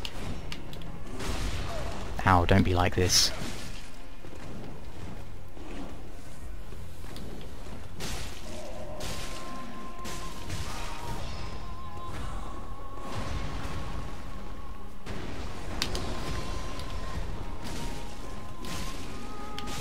Oh, I hear them behind me. That's not good.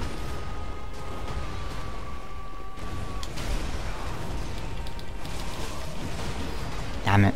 I thought I could get a rolling attack on Wake Up. I couldn't.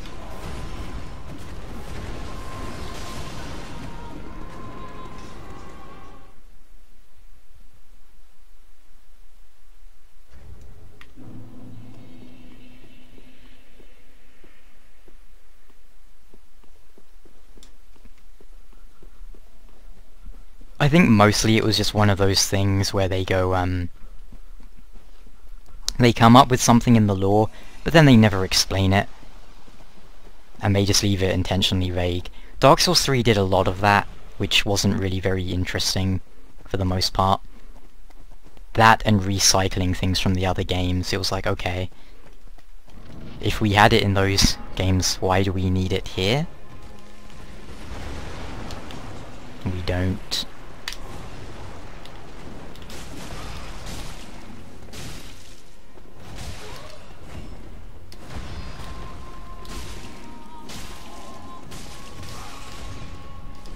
Oh, he got me. Unlike the boss, I do have big stagger and recovery frames. Wah wah wah.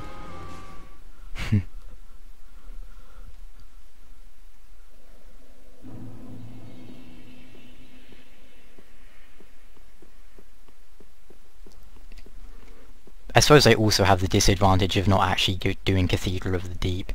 Usually I would do that to get some more levels, so I have a bit more vigor.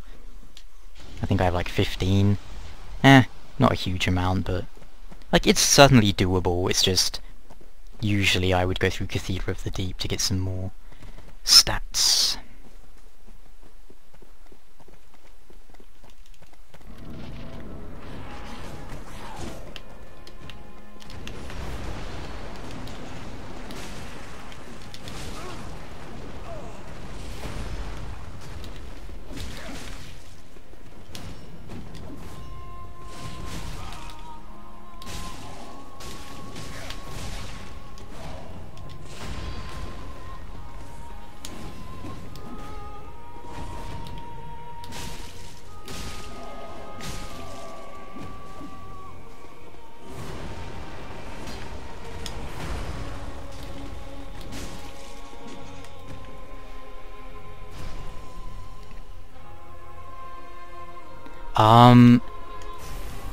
There's show don't tell, and then there's just come up with random shit that makes no sense. And that's what Dark Souls 3 did quite a lot of, unfortunately.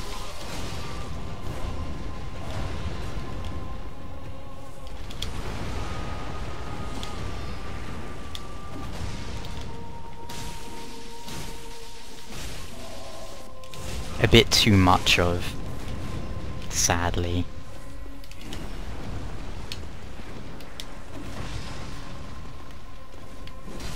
Oh no! That seriously missed? Oh. How upsetting.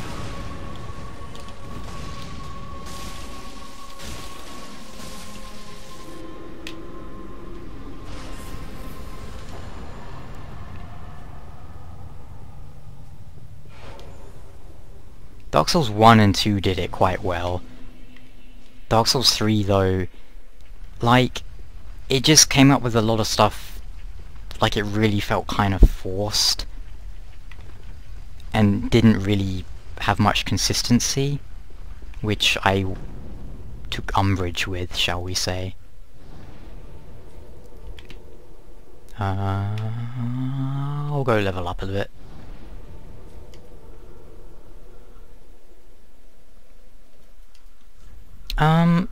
See, Nameless King's an interesting one, because back in Dark Souls 1, it was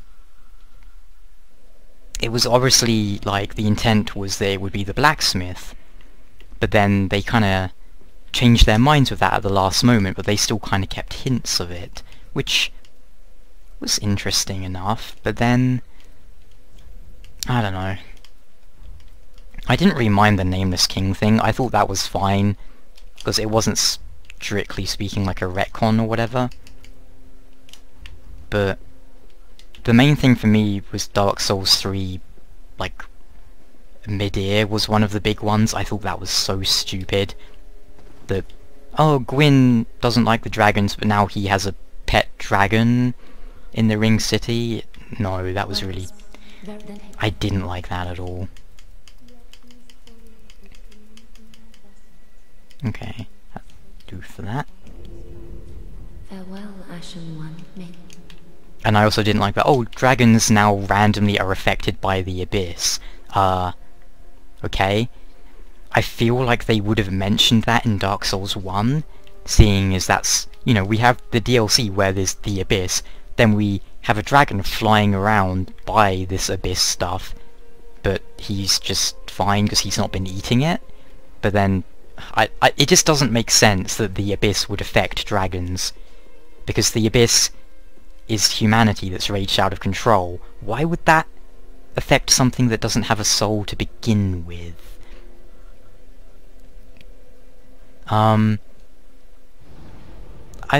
The statue thing I think was more a case of they went back in Dark Souls 3 and tried to make Nameless King's design somewhat similar to the statue, as that was already there, but they said that the blacksmith was supposed to be a descendant of Gwyn, like, but not in the final game obviously, but that there were still hints of it, because for starters he looks a lot like Gwyn. He talks about how weapons never betray you, and originally he was going to move a door for you to access Kiln of the First Flame or whatever. Personally, I liked that because they left it so vague that if you wanted that to be the case, it could be, but it wasn't confirmed. Then in Dark Souls 3 they straight up put in the Nameless King, which is more or less going, yeah, here is the Firstborn. Which, in some ways it was nice, in other ways I think it would have been nicer if they had left it a lot vaguer with the Nameless King. Like, maybe change his name to, like...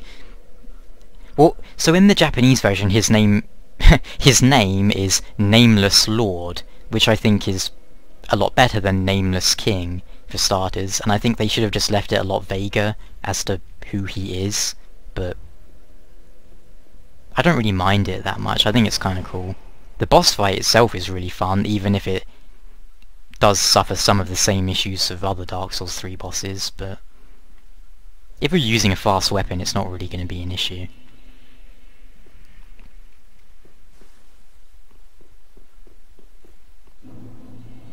No, that Filianor and Yorshka are kind of retcons, because Dark Souls 1 explicitly says that Gwyndolin is Gwyn's youngest child, but then Dark Souls 3 says, like, no, it's Yorshka, or Filianor, or someone else.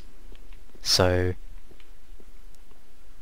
that they just straight up retconned, but yeah, I'll If anyone wants to be summoned, I can summon them here. For this for this area. The spooky zone.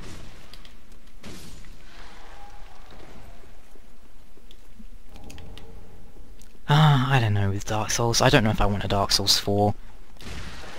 I think I'd rather just have them do another similar game, like Doom Souls, Death Souls, Dragon Souls, Blood Souls, Darkborn, something like that, you know? And I hope they look at... because by the time this comes out, there's going to be other... I mean, Neo's out. I don't know if there's anything really to take from Lords of the Fallen and the Surge. There's also going to be Code Vein. I don't know if that's going to be good or garbage, but... huh. That's interesting.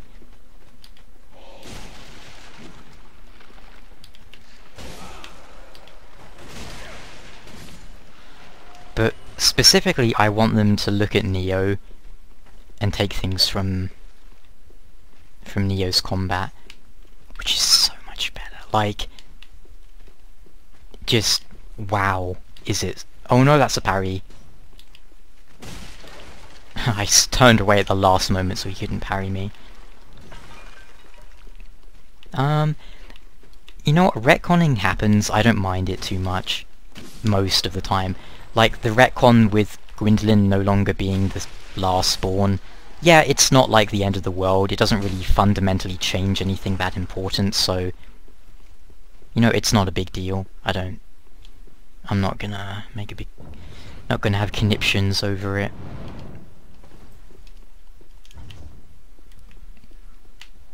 Other retcons I'm not so keen on, like dragons having souls. I think that's incredibly stupid that dragons have souls. Goes against the opening cutscene, goes against a lot of the logical progression of the Dark Souls story. But they just went, we want boss weapons from dragons, so we'll just give dragons souls for no reason. Dark Souls 2, it was understandable because you can argue they're fake dragons that have been given souls. But Dark Souls 3, Midir having a soul, unless you argue like, oh, Gwyn gave Midir a soul, then maybe, but it feels like they just straight up retconned it because they couldn't be bothered putting in tail cut weapons for dragons.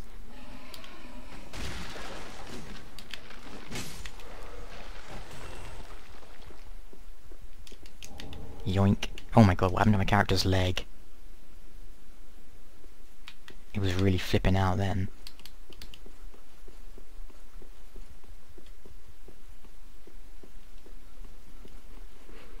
Oh. Nice. Don't give up, skeleton.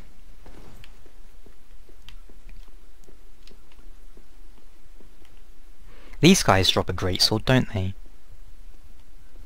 A curved greatsword. There's the Exile greatsword, Miracumo, Carthus curved greatsword, and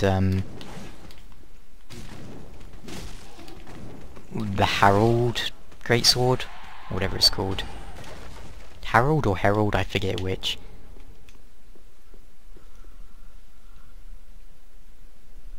Seath didn't have a soul, but he had a fragment of Gwyn's soul that Gwyn gave him, because Gwyn bestowed upon him part of his own soul. So Seath, like, wasn't an issue, but, you know, Calamite didn't have a soul. Gaping Dragon didn't have a soul. These guys will stand up, don't they? Yep.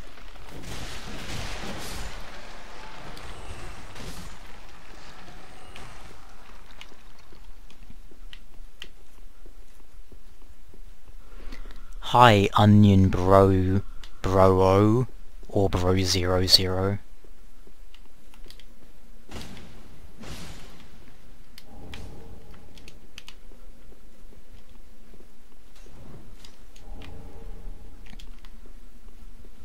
One of the big things to get used to if you go from Neo to Dark Souls is that say you're getting stun-locked in Dark Souls, the way you escape that is by rolling away. But in Neo you can't. In Neo you're just meant to block. Like if you're getting stun-locked in Neo, you can block, whereas you can't in Dark Souls, which I think's interesting. It's not really a build yet, but I'm just going for strength with the Exile Greatsword, because I realised I've never actually used a curved greatsword in Dark Souls 3. Oh, this is terrible.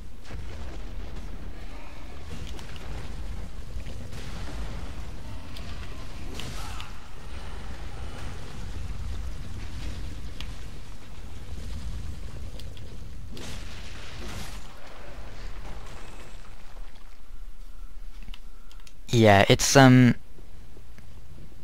the problem is you can explain it by saying Gwyn gave Madeira Soul, but then it's you're filling in a blank to make up for a discrepancy, which I don't like. You know, I've never liked that type of lore speculating or whatever, you know? Because it feels like you're just making something up to explain an inconsistency, like people going, what's an example? Well, the Madeira Soul thing is one, but then there's the case of,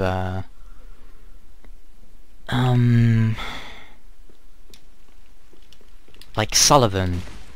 People go, oh, this must be a statue of Sullivan because it has the profaned greatsword, which doesn't really make sense. Like, why would there be a statue of Sullivan wearing Lothric's clothes in Lothric Castle? It's just, they just happen to sort of recycle a model for the weapon. I think Silvermont voice sounds like gay, if not sorry. Wait, what?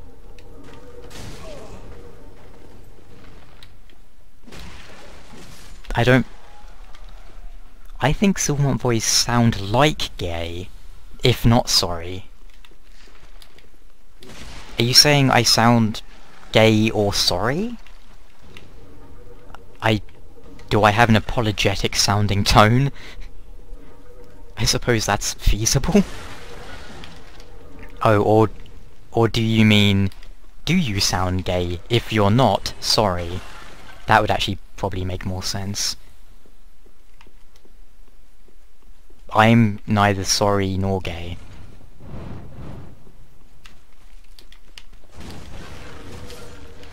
I'm very rarely sorry. And very rarely gay.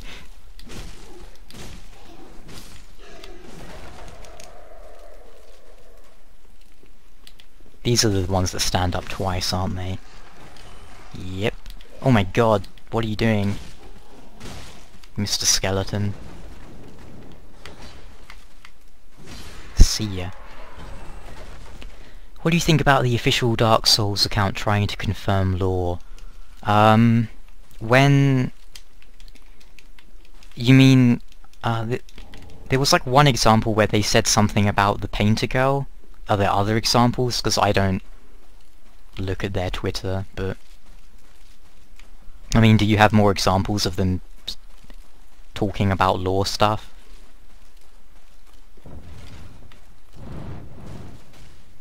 Haha, he got set on fire. Oh no, he didn't get set on fire. Onion bro, you're not the first to say that. I find it quite funny myself, but... Mostly because I... Like, how does someone sound gay? Unless you're talking about like that, like really sort of... Oh, hi guys, sort of stereotypical thing like that. Is that how I sound to people? That's upsetting, if true.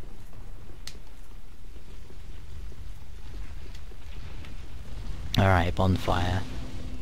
Bonefire, more like.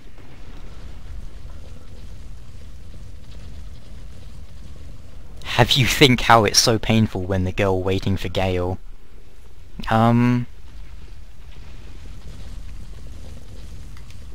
because he's never coming back because we fucking burst him, I suppose. Oh, I've made a terrible mistake.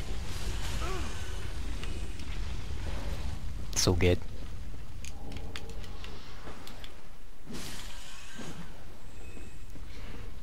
Yeah, I saw that bit.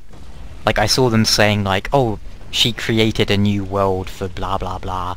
It's like, I wouldn't take that as being confirmation of what happened, but it's one way of looking at it. I got no problems with that, so... Here's the crystal lizard that always goes through the world for me. Oh, for once it didn't. Good shit. I'm gay, JK. JK Rowling. What? I don't even know how you're meant to pronounce her name. Like, it looks like it's like Rowling, but then she's like, no, actually it's pronounced Andrew. It's like, what? No, it's not. Are you lying to me? But however it's pronounced, I don't know, I think maybe she has like a condition, like, where she just makes shit up. Like, not like a habitual liar, like, it's like people go, oh, blah blah blah blah, why is Hermione black in the stage play? And she goes like, I never said Hermione was white. And it's like, yeah you did. In the book where you said her face went white. What is that? And then she's like, no, you're lying. And then she just makes shit up all the time like that. It's like she has no artistic integrity.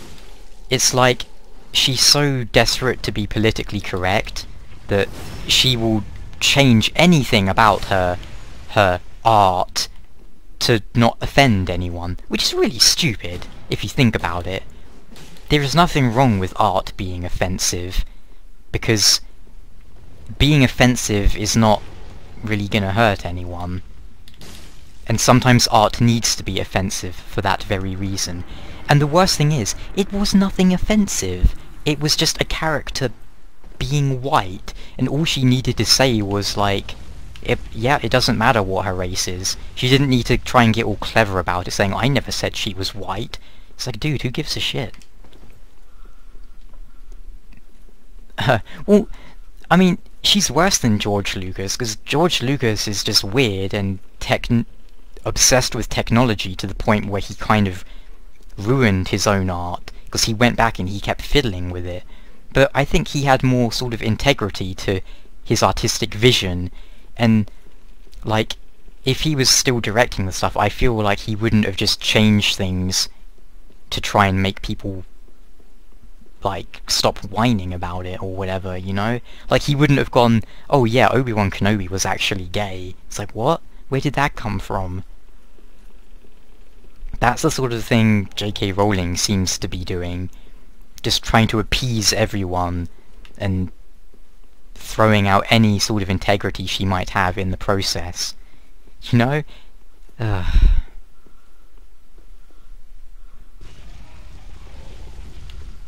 If you play on PS4, I'm gonna low. I don't know what that means. You're going to low? I mean, I wouldn't say she's garbage. I think the Harry Potter books are, you know, they're good for what they are. Like, you know, entertainment for young adults and kids. And she made a pretty interesting world. It's just she needs to have more of a spine. You have 50,000 subscribe, why do you on?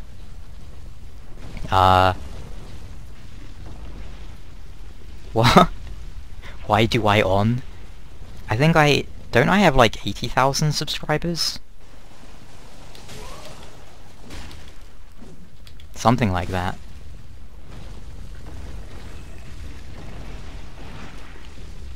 I think integrity is very important, whether you're an artist or just a... not, like, irrespective of whether you're an artist or not.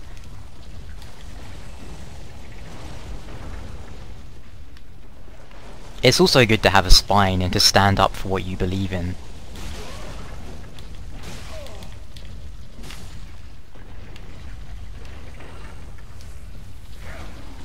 RIP.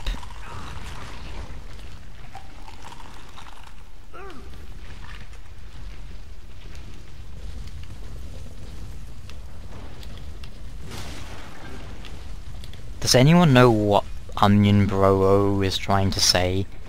Because I'm really confused. Both about the PS4 comment and the next comment.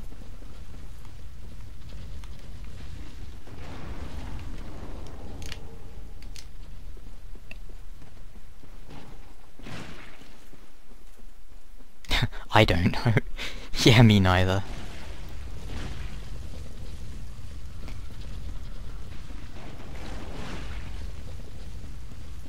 Okay, you have 50,000 sub, only have 8 people watching. A guy with 9,000 sub have 50 people watching. Yeah.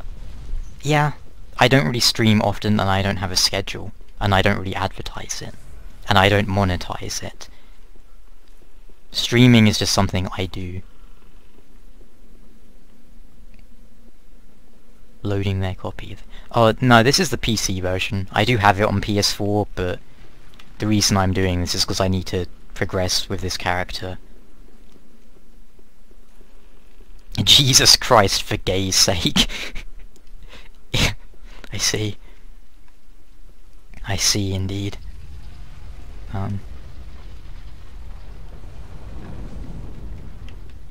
But, I mean, I have like 80,000 on YouTube. I don't know how many it is on Twitch. Probably not very many.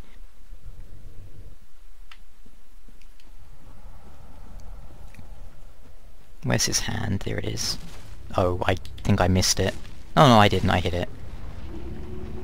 What you doing, buddy? You puking? Good for you. Good for you. Whoa. Smash the hand. No! How dare you move? How am I supposed to clobber your hand when you're moving? Oh, I missed one.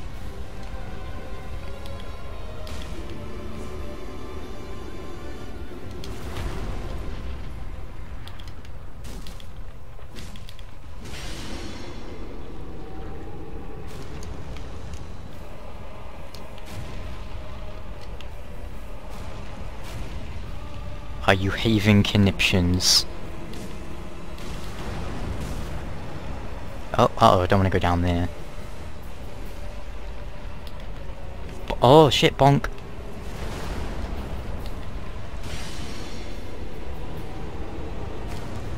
Where you going, Wolnir?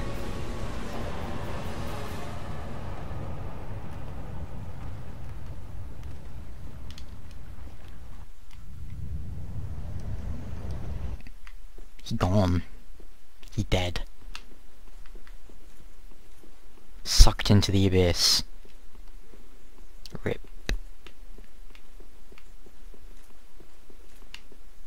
So Wolnir was originally in Irithyll, which is weird. This place right here. I wonder why. And, well, I mean, I say that. In one of the early trailers, they,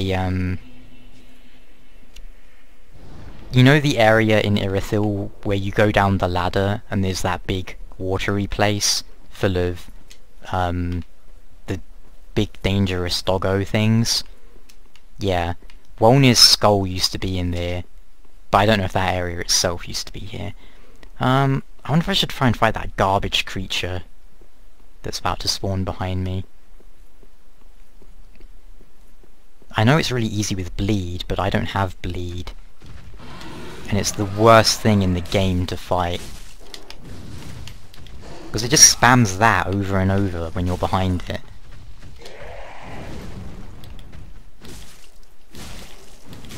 Oh, I thought I might be able to smack it.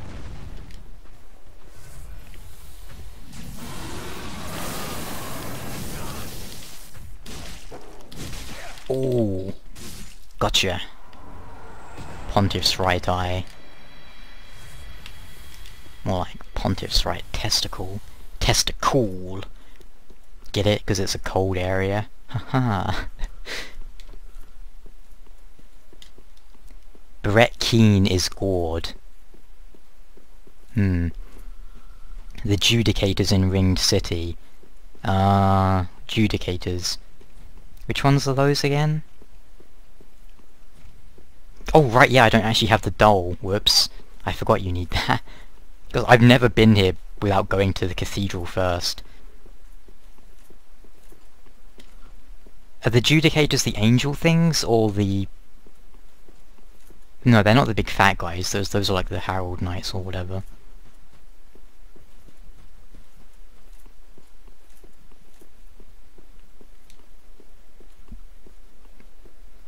Oh, of course, those things. Yeah, right. Yeah, those guys are pretty annoying. Where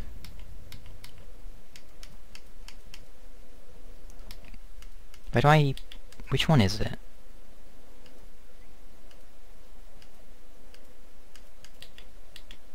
Oh yeah, this one, duh.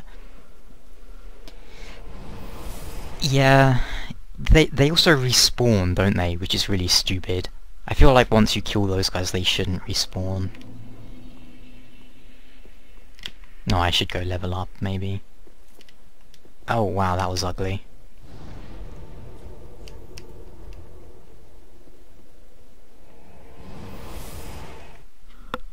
If they didn't respawn, it'd be a lot better, but... Oh well, what can we do?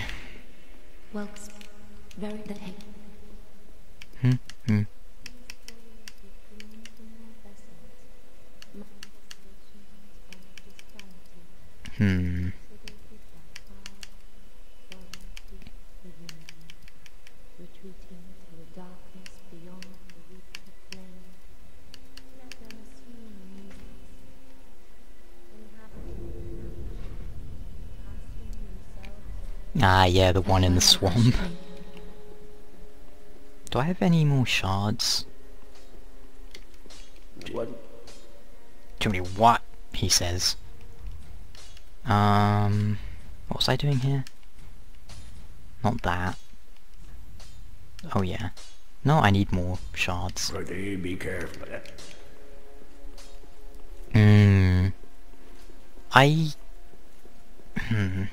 There's... plus 10 weapon before Abyss Watchers. I don't know. I'd probably aim for like around +4 to +6 for Abyss Watchers. I can... Let me think. What am I doing here? Yeah, I'll go here. I know you can trade some things. Or am I thinking of Dark Souls 1? What? Because in Dark Souls 1 you can trade some items, some fairly easy items to get Titanite chunks. I'm sure you can in Dark Souls 3 as well, but I don't remember what items you can trade for chunks in this one. So if anyone knows, that would be useful.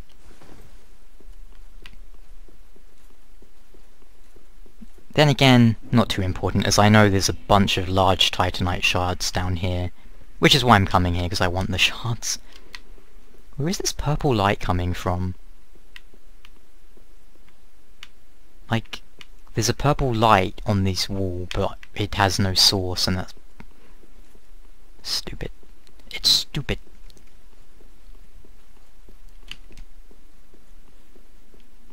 Oh right, yeah, I forgot to go and...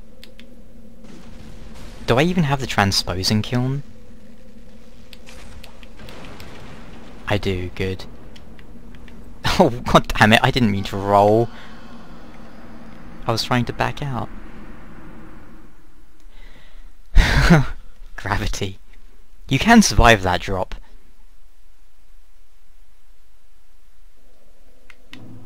Probably just with the cat ring or whatever though, but oh well. The footage I need of Irithyll, I need one of like... there? That's Yorshka's tower, isn't it? I'm pretty sure that's Yorshka's tower.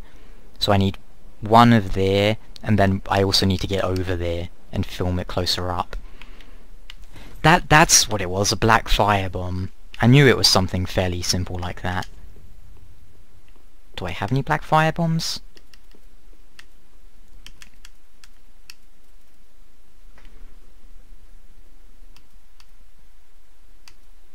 I don't. I'm sure you could get a black firebomb in the High Wall of Lothric, couldn't you? I used all my normal firebombs, like throwing them at crap.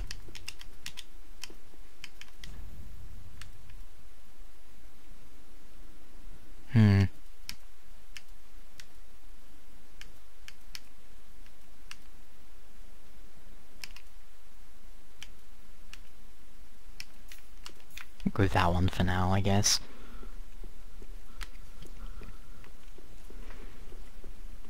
Have you ever heard of the Psych of That song? I haven't. But I've played enough Heroes of the Storm that I've seen Russian people saying that all the time.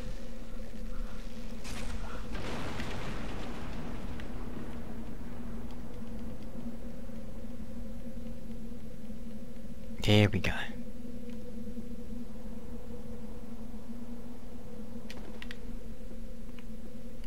I have a good video of this area. Yeah, I know this one down there somewhere.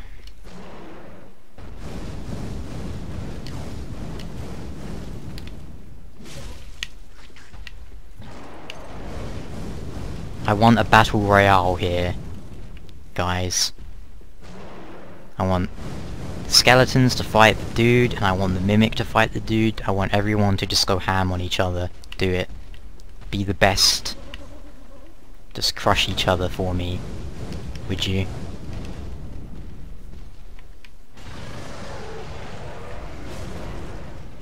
Who's gonna come out on top? Just like the skeleton is. Nope, there he goes.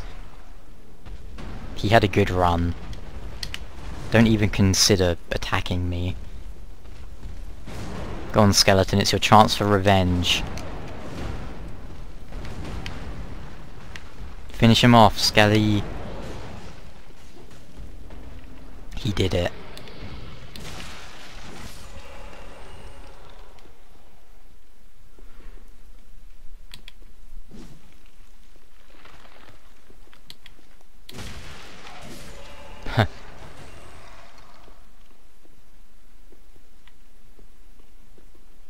Wait, what? When you drink vodka, you make honor to Russia. When you drink vodka, you are from America.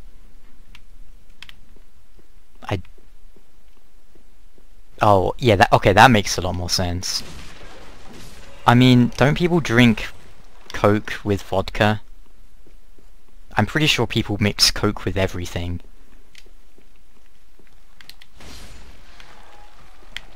Give me that. I'm sure you all know this, but when the skeletons have glowing eyes, that means they still have, like, life force to respawn. Then when their eyes stop glowing, they stop getting back up.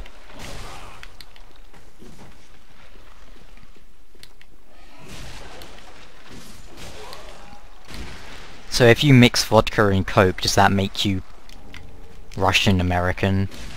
Like both at the same time? We don't really have anything like that in England. Maybe Vimto. When you drink Vimto, you are English. When you drink Iron Brew, you are Scottish.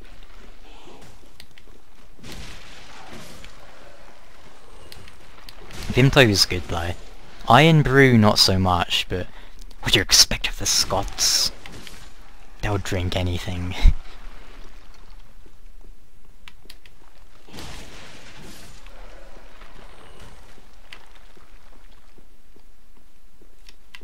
They'll also eat anything, providing it's not salad. And if you fry it, well, maybe if you fried some salad, they would eat that. Oh, Scotland. You are the source of much amusement. I prefer absinthe, usually. Yeah, I can't say I've ever had a taste of the old absinthe, Ranger of the East.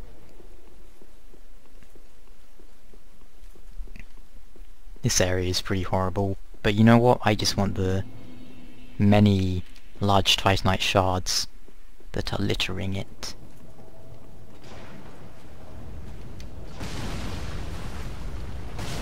Ow.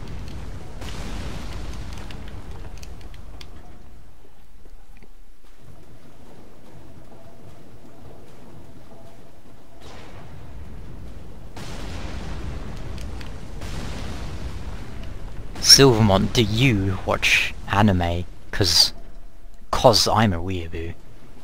Is Dark Souls 3 more difficult than Dark Souls 2? Yes and no, depending on how you approach them. But generally I would say yes, Dark Souls 3 is more difficult. Partially because of bad balance and partially just because it's, you know, just harder.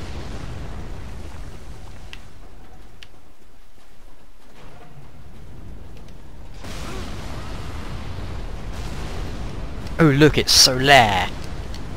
That's probably the most bizarre theory of all.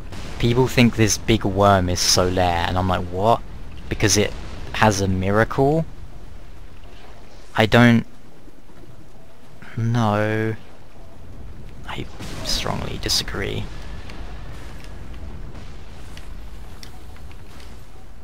I don't think so. And that, I mean, I think the idea goes that, oh, it's a big, like, worm, like Solaire got infested by the maggot and turned into it. This collapses, doesn't it?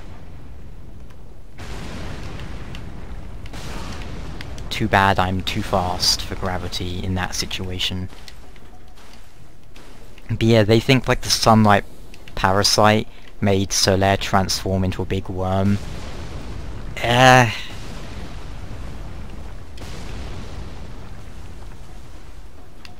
I mean, I guess, you know, it's fine as theories go, but I don't really like it. I think it's a bit silly. For starters, it would also suggest a canon ending in Dark Souls. Because, you know, Solaire has 2 endings to his quest.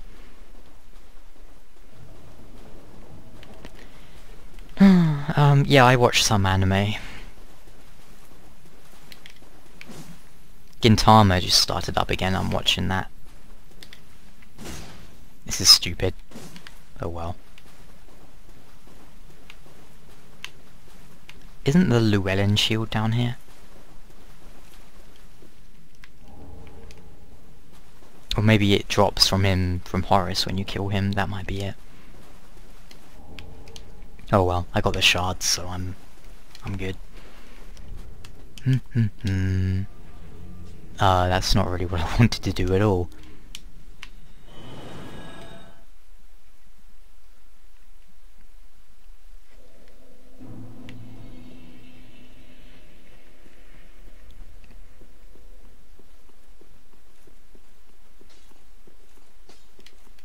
What? Ah, one more. Pretty be careful. You ever I might one? Thank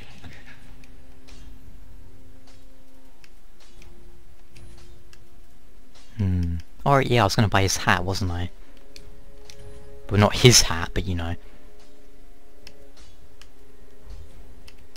Grey Rabbit. Oh yeah, I forgot you can sell items in this game. Goodbye, Duke.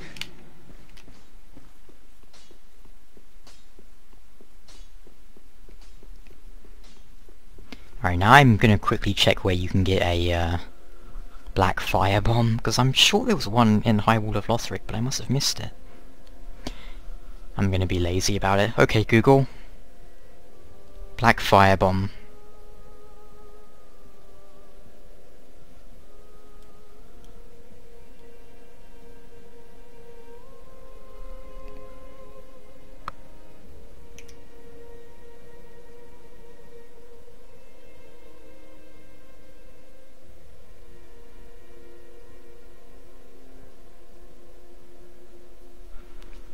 On the ladder.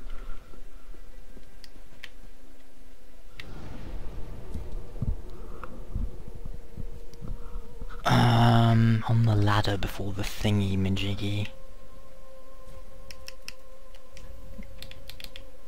So let me think. From here would be the closest. Mild-mannered Pate. Yes, voiced by Peter Serafinowicz, or I don't know how you're meant to pronounce that. Peter Serafinowicz. Can I wear that yet? Oh no, it's too fat making. Unless I like swap down to that. Nope.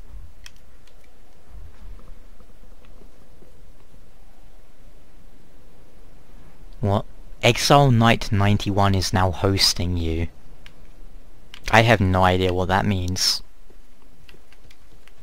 What does that mean?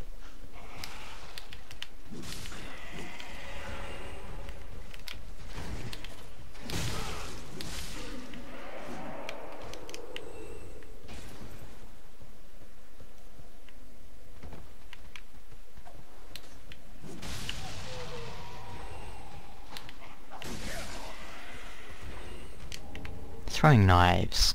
Not what I want, but I'll take them.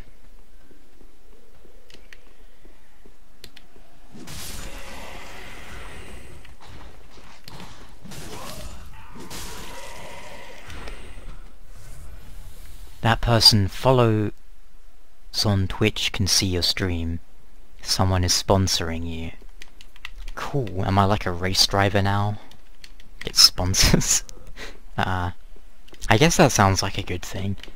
I really have like no idea what happens on Twitch ever. Because, you know, I don't really use it much. Which, I mean, that's probably quite obvious from the fact I don't have like a giant overlay on the screen that's doing all these fantastic things, like shooting golden stars whenever someone starts watching or whatever. Oh yeah, these are the firebombs right here, aren't they?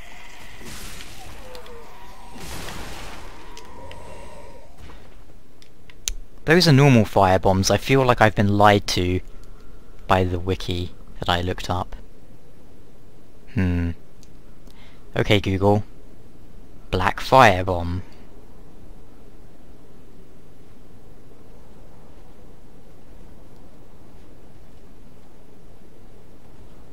Three found in High Wall of Lothric, on the rooftop before the long ladder down to the Winged Knight. Yeah. I've been lied to. Those were not black firebombs, those were normal firebombs. Oh well. It's not really that big of an issue.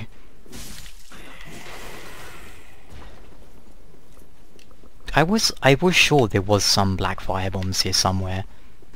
But whatever. Ow.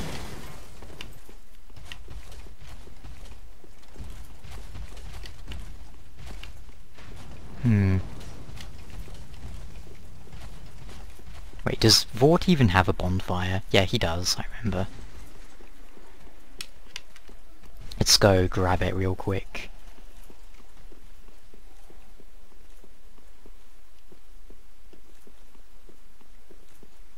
There we go. What was I gonna do now? Oh, yeah, I remember. I wonder if there's anything else I can trade with the bird that would be useful at this point. What's the time? 3 PM. Alright. Maybe I'll do a little bit of, stuff. Yeah. I thought about Patches, but he's not accessible just yet.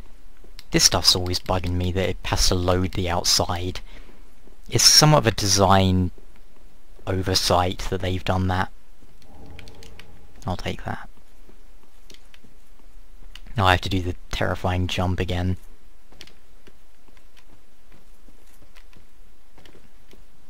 I'm glad they never patched this jump though. I do wonder if it's intentional. No. It's a cool shortcut of sorts either way. Well, I mean, it's still one of those things where, yeah, the character could clearly climb up that, but... oh well.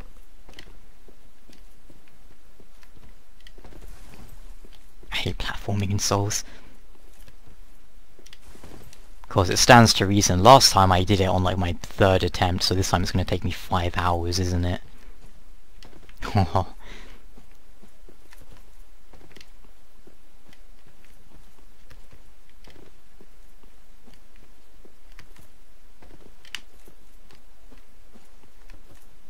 Here we go. So what with this anti-alias thing going on over here? Shimmering. I'm not a fan of that. Oh right, yeah. This game has anti-aliasing on or off, and that's it. No, it's not like a reshade thing either. Oh well.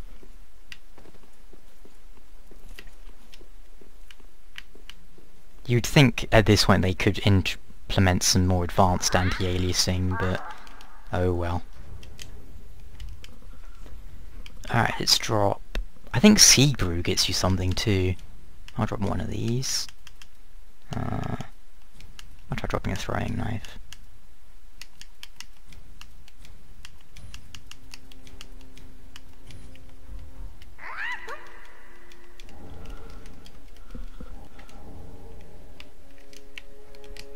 It's all good. Hush, you foolish bird.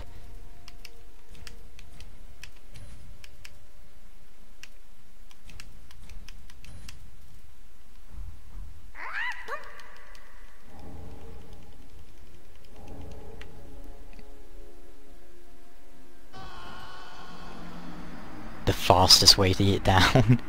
Oh wait, no, it's gonna put my souls back up there, isn't it? That's gonna be an oversight. Whoops. Ugh. I completely forgot about that.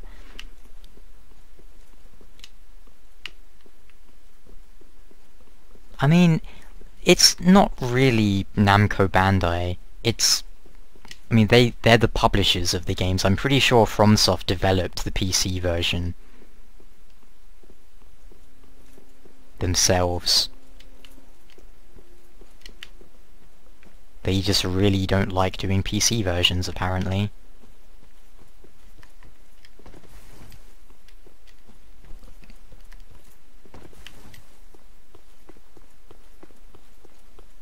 There are other studios like that. Final Fantasy XIV has such bad anti-aliasing that it actually hurts my eyes when I'm playing it. And there was one solution, like one fix you could do, but that then introduces other visual anomalies. And that was by like tweaking like hardware settings in like, you know, NVIDIA control panel and stuff. There we go. Well, Do I have enough to level up? Once. I'll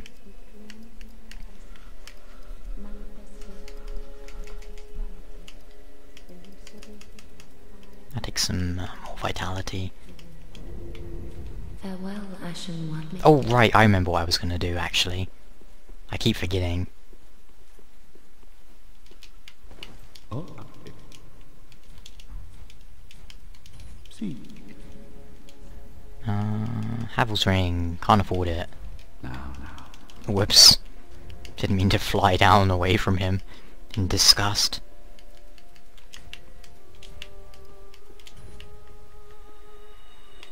There we go, now I can. Damn it. Why did... I know you can just stand up there and talk to him, but... Such an irritating little man. Ah. No.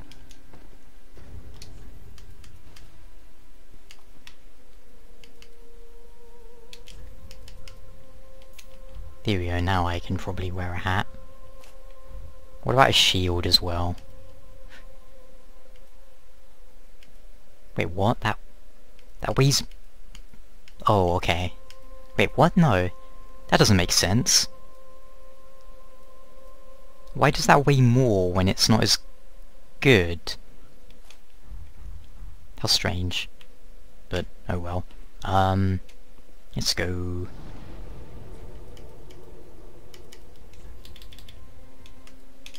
Cathedral of the Deep. I guess we'll see what Code Vein is like when that comes up. Whoops. That's what I get for looking at chat whilst warping. But yeah, Code Vein will be interesting. I don't have very high hopes for it, but I don't know, it could be decent. Could be. But yeah, I'm gonna go into that with very low expectations.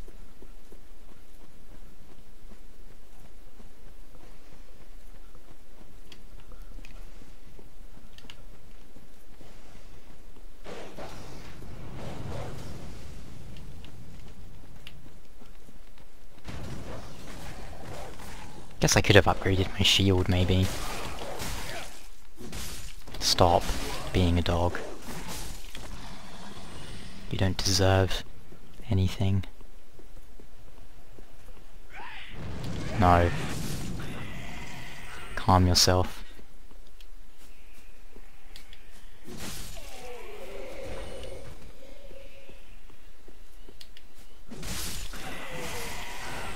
I'll take that. And Gale won't be here because I don't have the DLC yet on PC.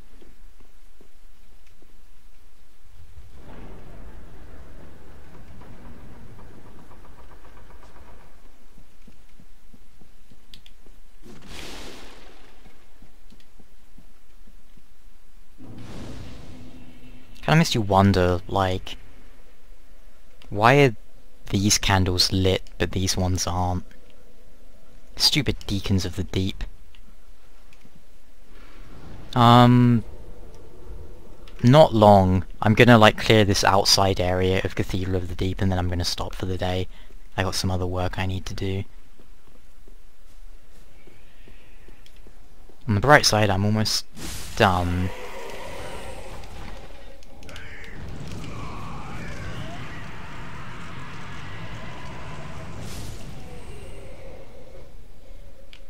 Good job. Good job, skeleton. This area is quite irritating. Mostly because these guys just infinitely spawn for whatever reason. It makes it a bit of a nuisance. Mostly just because they're always, like, blocking you with their bodies, and it's like, move, you stupid tiny men.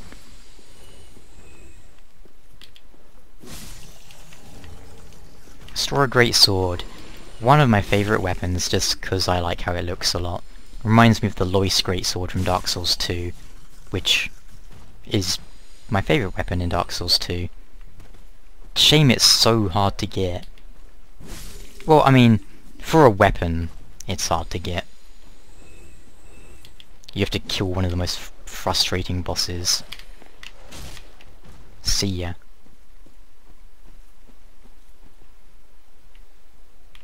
There's some, like, special guys in here, aren't there? They, like, turn into Naruto or something. I mean, that's what Naruto does, right? He has a big blob that comes out of his chest. The nine-tailed zombie. Yeah, that's Naruto, alright. This is exactly how he attacks people in his anime.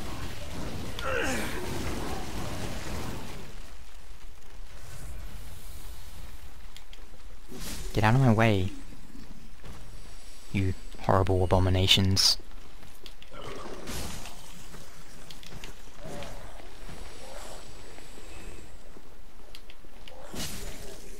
And then randomly over here we get the Pursuer's Shield.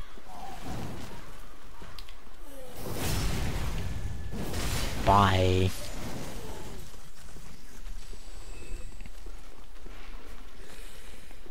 Quarry in the House is the best anime. Probably. I'm not sure if we can strictly speaking call it anime, but hey. It's all good.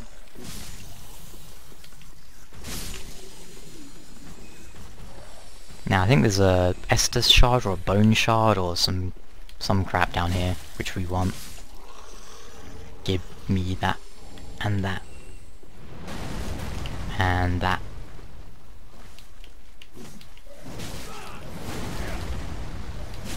Oh, you know what? I didn't buy a torch, did I? Nope. Well, that sucks.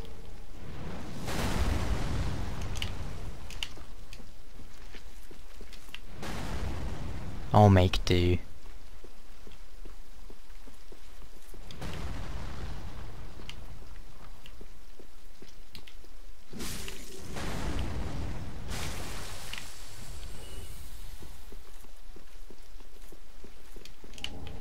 Curse Ward, Great Shield.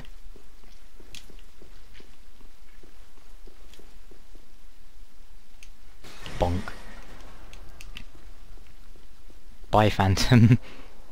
We've all been there.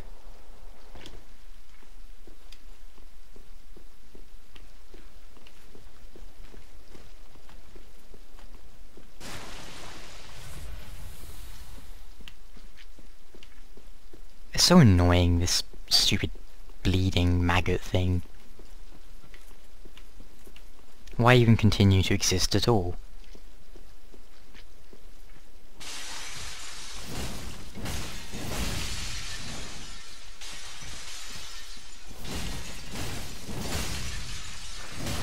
Oh, I was hoping that would knock him down. There we go. Crystal Abomination.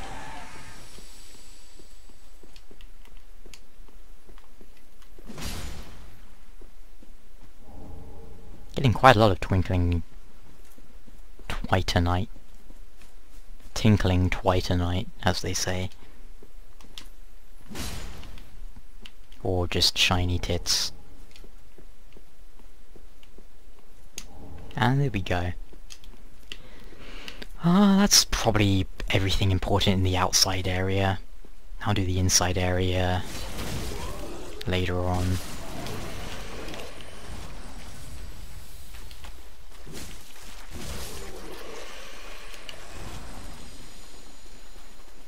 This is a catalyst, isn't it? Yeah, Saint Tree Belvine.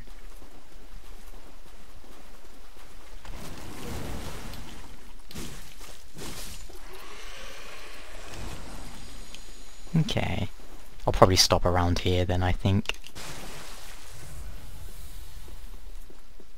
And then next time, Cathedral of the Deep, and then Irithyll, and I'll be pretty much done. Just need to do Sullivan so I can get up to Yorshka's tower. That will be all. Alright, yeah, I need to go grab the upgrades.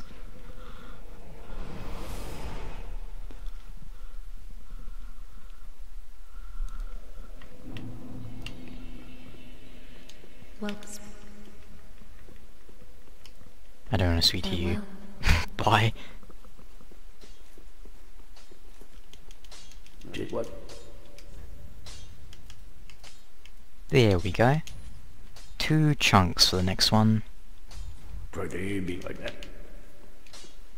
Grey Rat's gone. He'll be back sooner or later. What? Should I upgrade my shield?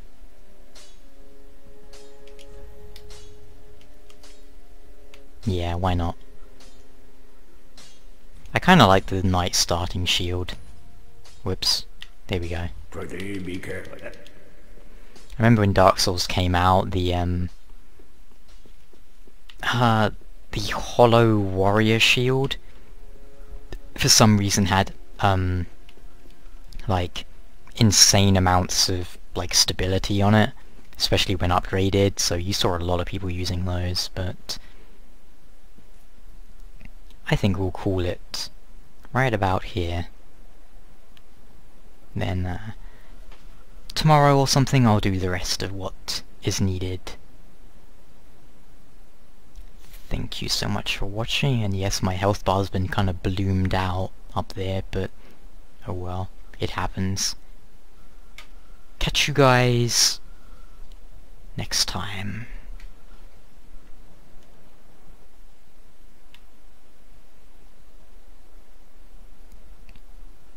See ya, Ranger, and Onion Bro-O, Stony Rose, and